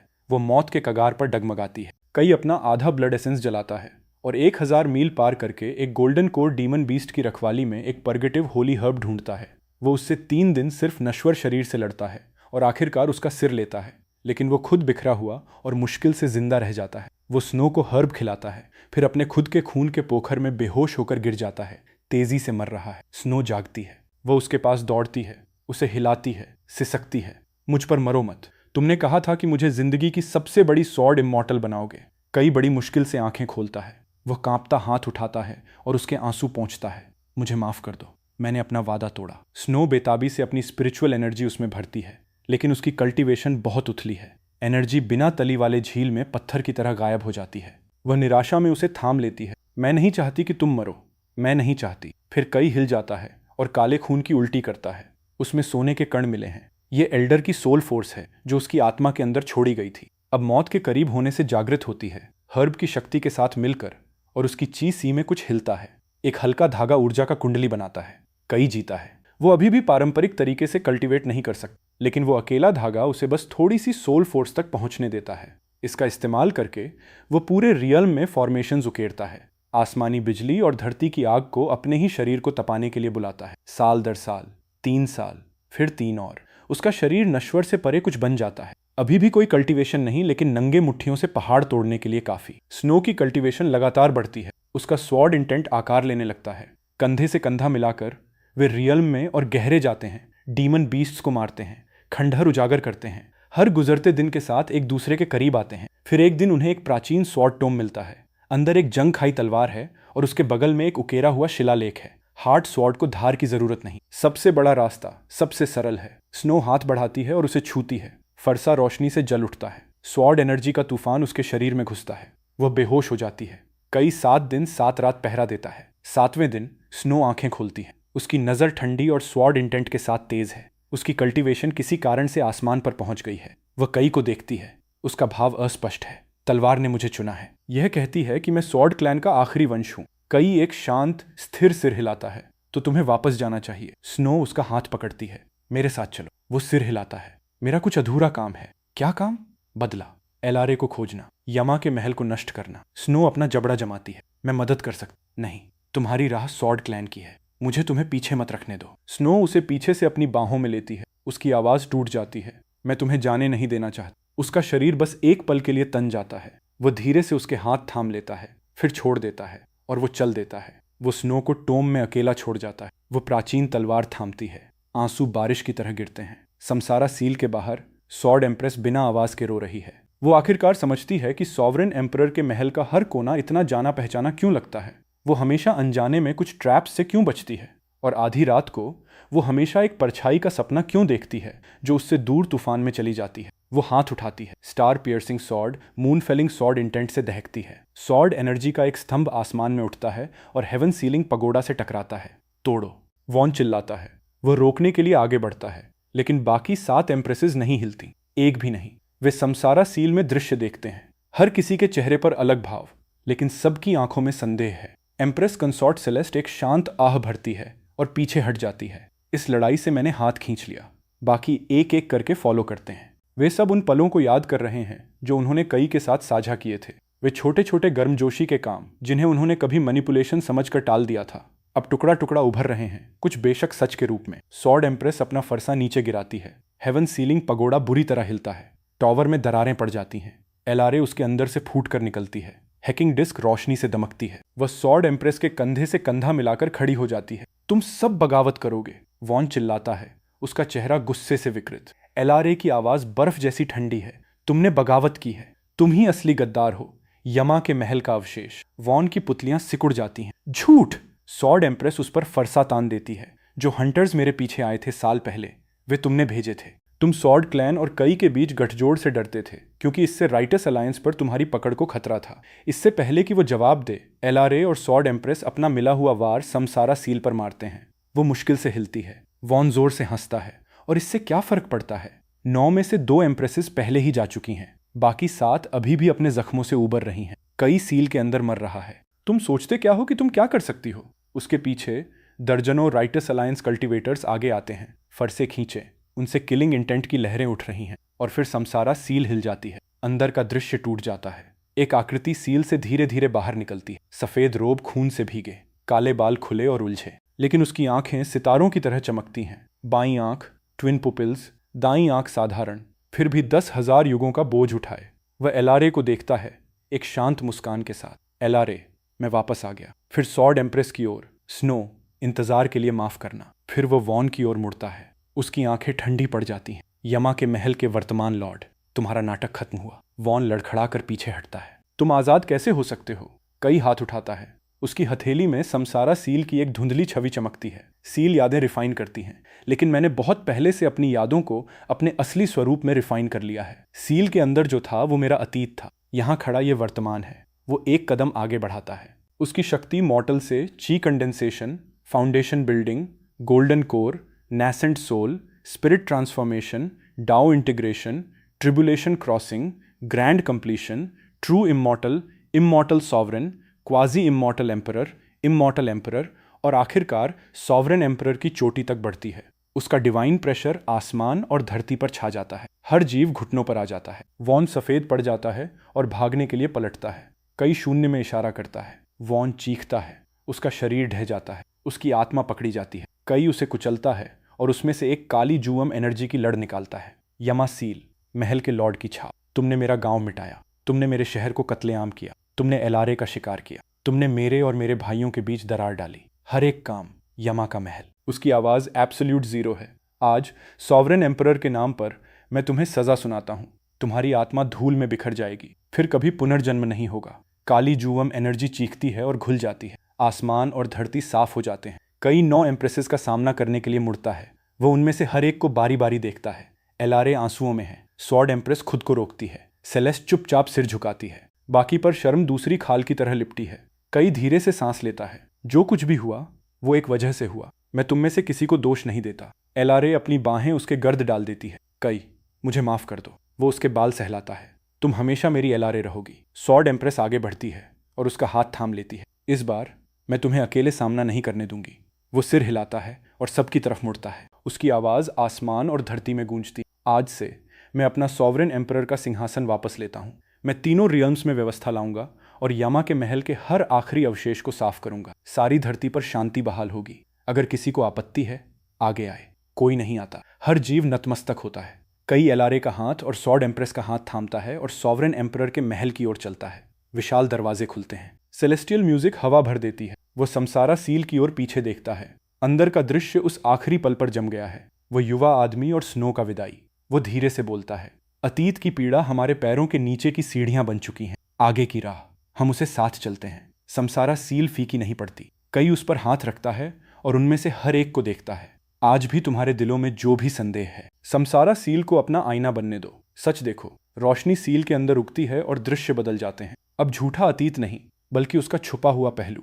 1000 साल पहले हैकिंग सेक्ट की पवित्र जमीन की गहराई में एलारे एनक्लोज्ड कल्टीवेशन में है। सॉवरेन एम्परर रियल्म की ओर धकेल रही है। उसके सिर के ऊपर का हैकिंग डिस्क हिलने लगता है। सील के अंदर बंद सोल डीमन लॉर्ड की अवशेष आत्मा इस मौके को भांप लेती है और पलटवार करती है। अंधेरी एनर्जी उसके ट्विन पुपिल्स में बहती है। अगर उसके ट्विन पुपिल्स पूरी तरह भ्रष्ट हो जाएं, तो वो डीमन लॉर्ड की कठपुतली बन जाएगी। उस नाजुक पल में कई शून्य को फाड़कर पहुंचता है। उसे एलारे का खतरा महसूस हुआ और वो बिना हिचकिचाहट आया। उसका खुद का हेवनली ट्रिबुलेशन सामने था। धरती की नसों को माध्यम के रूप में इस्तेमाल करते हुए वो प्यूपिल ट्रांसफर टेक्निक करता है।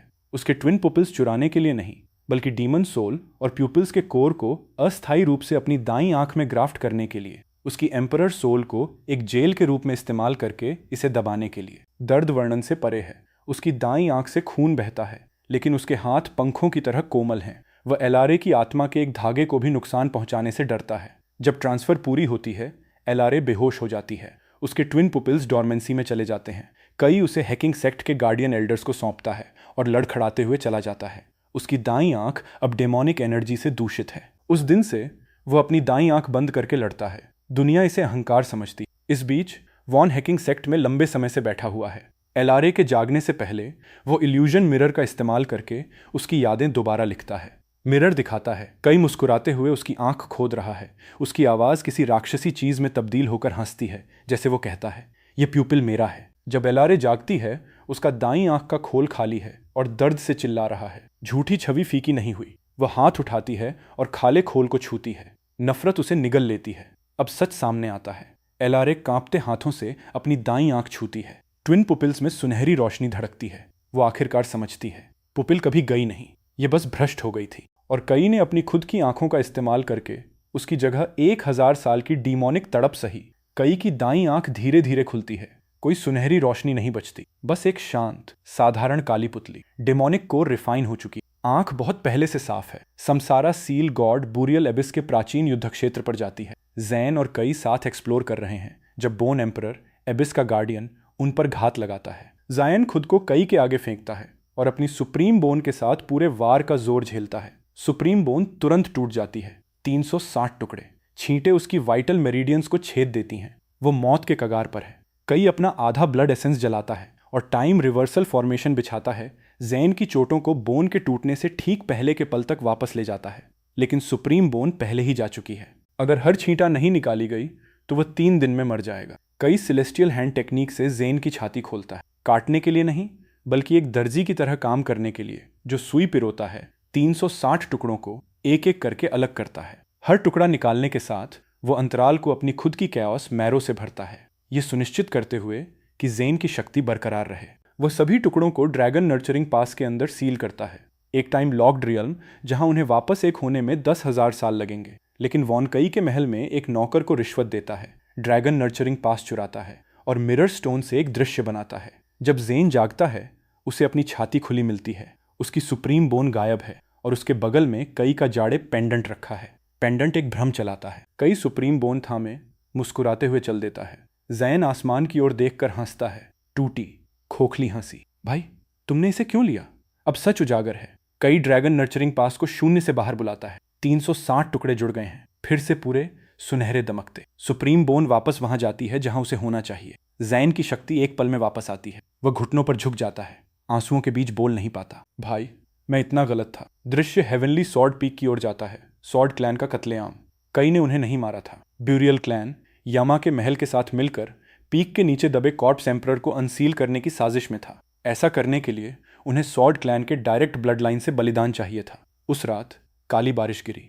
1 लाख ब्यूरियल क्लैन वॉरियर्स आसमान से उतरे। सोर्ड क्लैन के पेट्रियार्च ने आखिरी दम तक लड़ाई की और अपनी मरते दम की ताकत से कई को बुलाने के लिए एक गुप्त संदेश भेजा। उस वक्त कई उत्तरी सीमा पर था। स्नो डीमन अपराइजिंग दबा रहा था। संदेश मिलते ही उसने शून्य को फाड़ा, लेकिन आधा कदम देर से पहुंचा। पूरे क्लैन में एकमात्र बचने वाली थी छोटी स्नो, सोर्ड टोम के अंदर छुपी हुई। कई ने उसे लिया और वे लड़ते हुए बाहर निकले। ब्यूरियल क्लैन के 3 क्वासी इमॉर्टल एम्परर्स मारने के लिए घेर आए। स्नो को बचाने के लिए कई ने अपने बाएं ट्विन पुपिल्स को सीमा से परे धकेला और डार्क अनाहिलेशन रे छोड़ी। उसने 1 को मारा, 2 को गंभीर घायल किया, लेकिन ऐसा करने में वो कॉर्प्स गॉड कर्स की चपेट में आ गया और उसे पीछे हटकर ठीक होना पड़ा। वॉन ने पूरी लड़ाई को शैडो रिकॉर्डिंग स्टोन से कैप्चर किया, लेकिन पहला आधा हिस्सा काट दिया। बुरियल क्लैन के कत्लेआम का दृश्य उसने बस वही रखा जो कई के फरसे चलाने का दृश्य था। सॉर्ड एनर्जी क्लैन के सदस्यों पर बहती और सॉर्ड क्लैन के 3 बचे लोगों की झूठी गवाहियां बनाई, कई को हत्यारा बताते हुए। सॉर्ड एम्प्रेस उस सच के अंत तक पहुंचती है जो समसारा सील ने उसे दिखाया है। वह अपना फरसा खींचती है और हवा में चीरती है। उस दरार में पेट्रियार्च की मरती इच्छा शक्ति उभरती है। उसकी आवाज एक कच्ची फुसफुसाहट, तुमने आखिरकार सच देख लिया। स्नो अपना फरसा गिरा देती है। वह कई की ओर चलती है। उसकी उंगलियां उसकी बाईं आंख के नीचे के पुराने निशान को छूती हैं। क्या यह निशान मुझे बचाने के लिए बना था? कई उसके हाथ को अपने में थाम लेता है। उसकी आवाज कोमल, यह सब अतीत है। समसारा सील में रोशनी तेजी से कई दृश्यों से होकर गुजरती है। वॉन की गुप्त बातचीत की आवाज बहती है। एम्प्रेस कंसॉर्ट, क्या तुम्हें पता है तुम्हारा सेलेस्ट क्लैन व्हाइट लोटस है, अंडरवर्ल्ड ब्लड सी को दबाने वाली सील। कई एक डिमोनिक टेक्निक कल्टीवेट कर रहा है ब्लड सी के मास्टर के साथ मिलीभगत करके। 3 साल में ब्लड सी आजाद हो जाएगा। तुम्हारे पूरे क्लैन को बलिदान के रूप में निगल लिया जाएगा। सेलेस्ट की आवाज गुस्से से टूट जाती है। झूठ, कई ऐसा कभी नहीं करेगा। वॉन एक ठंडी हंसी देता है, फिर कई का ब्लड एसेंस का एक टुकड़ा इस्तेमाल करके एक भ्रम बनाता है। कई को अंडरवर्ल्ड बाउंड्री पर दिखाता है। ब्लड सी के मास्टर की छाया के साथ बातचीत में एक ही समाधान है। वॉन कहता है कई के एम्परर ब्लड को व्हाइट लोटस को खिलाने के लिए और ब्लड सी को फिर से सील करने के लिए इस्तेमाल करो। अगर तुम खुद कार्रवाई नहीं कर सकती तो उसे धोखा देने का नाटक करो। उसे समसारा सील में लुभाओ। सील रिफाइनमेंट के दौरान शुद्ध एम्परर ब्लड निकालेगी। मैं इसे व्हाइट लोटस में मोड़ दूंगा और तुम्हारे क्लैन को सेफ रखूंगा। एक बार यह हो जाए, मैं अपनी जान पर कसम खाता हूं, मैं उसकी जान नहीं लूंगा। मैं बस उसकी कल्टीवेशन छीनूंगा ताकि तुम दोनों शांति से रह सको। सेलेस्ट महीनों तक झिझकती रही। आखिरकार उसने अपने क्लैन को अपने दिल से ऊपर चुना। उसने वॉन से हेवेंस ओथ मांगी कि कई की जान बची रहेगी। अब सच बाहर है। सेलेस्ट राख जैसी पीली पड़ गई है। तो ब्लड सी क्या था?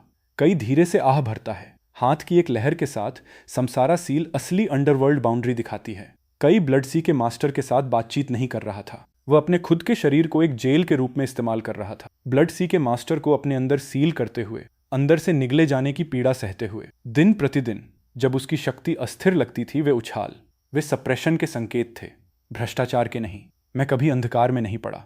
कई अपना बाहरी रोब हटाता है। उसके दिल के ऊपर एक व्हाइट लोटस सील चमकदार रोशनी से दमकती है। तुम्हारे क्लैन के व्हाइट लोटस को मेरे खून से 100 साल तक पोषित किया गया है। ब्लड सी का खतरा 3 साल पहले न्यूट्रलाइज हो गया था। सेलेस्ट जमीन पर टूट जाती है, बिना आवाज के रोती है। मुझे लगा मैं अपने लोगों को बचा रही हूँ। इतने समय तक मैं तुम्हें तकलीफ दे रही थी। कई धीरे से उसे उठाता है। तुम्हारे इरादे, मैंने उन्हें कभी दोष नहीं दिया। समसारा सील तेजी से एक के बाद एक दृश्य दिखाती है। हर दूसरी एम्प्रेस को उसी तरह धोखा दिया गया था। ब्लॉसम एम्प्रेस के अंदर एक सोल पैरासाइट था। वॉन ने दावा किया यह कई ने लगाया था और सिर्फ कई की मौत से यह टूटेगा। सच में कई ने उसे पहले ही चुपचाप ठीक कर दिया था, वॉन के भ्रम के नीचे छुपाया हुआ। मिस्टिक आइस एम्प्रेस कल्टीवेशन के दौरान कंट्रोल खो चुकी थी और बचने के लिए 10,000 साल पुरानी आइस कोर की जरूरत थी। वॉन ने उसे बताया यह कई के ट्रेजरी में थी और कई ने उसे देने से इनकार कर दिया। सच में कई ने बहुत पहले आइस कोर को एक पिल में रिफाइन करके उसे दे दिया था, लेकिन भ्रम ने उसे इसे देखने से अंधा कर दिया था। इसके बजाय उसने कई को उसे सपने देखने की हिम्मत के लिए उसका मजाक उड़ाते देखा। फ्लेम एम्प्रेस के क्लैन की सेक्रेड फ्लेम मर रही थी। उसे कई की सोलर ट्रू फ्लेम से जलाने की जरूरत थी। वॉन ने कई के इनकार का भ्रम बनाया और दावा किया कि सोलर ट्रू फ्लेम पाने का एकमात्र तरीका कई की मौत है। सच में कई ने बहुत पहले अपने रिट्रीट में सोलर ट्रू फ्लेम कोर का एक धागा अलग रख दिया था। यह भी भ्रम से छुपाया हुआ था। स्टार एंड मून एम्प्रेस आसमान पढ़ रही थी जब उसे एक भविष्यवाणी मिली। एम्परर स्टार गिरेगा और एक नया एम्परर उठेगा। वॉन ने स्टार चार्ट से छेड़छाड़ की, गिरते स्टार को कई की ओर और उठते स्टार को खुद की ओर इशारा करते हुए। लेकिन असली स्टार मैप ने एक अलग कहानी बताई। एम्परर स्टार नहीं गिरता, ये पूरे अनंत काल तक चमकता है।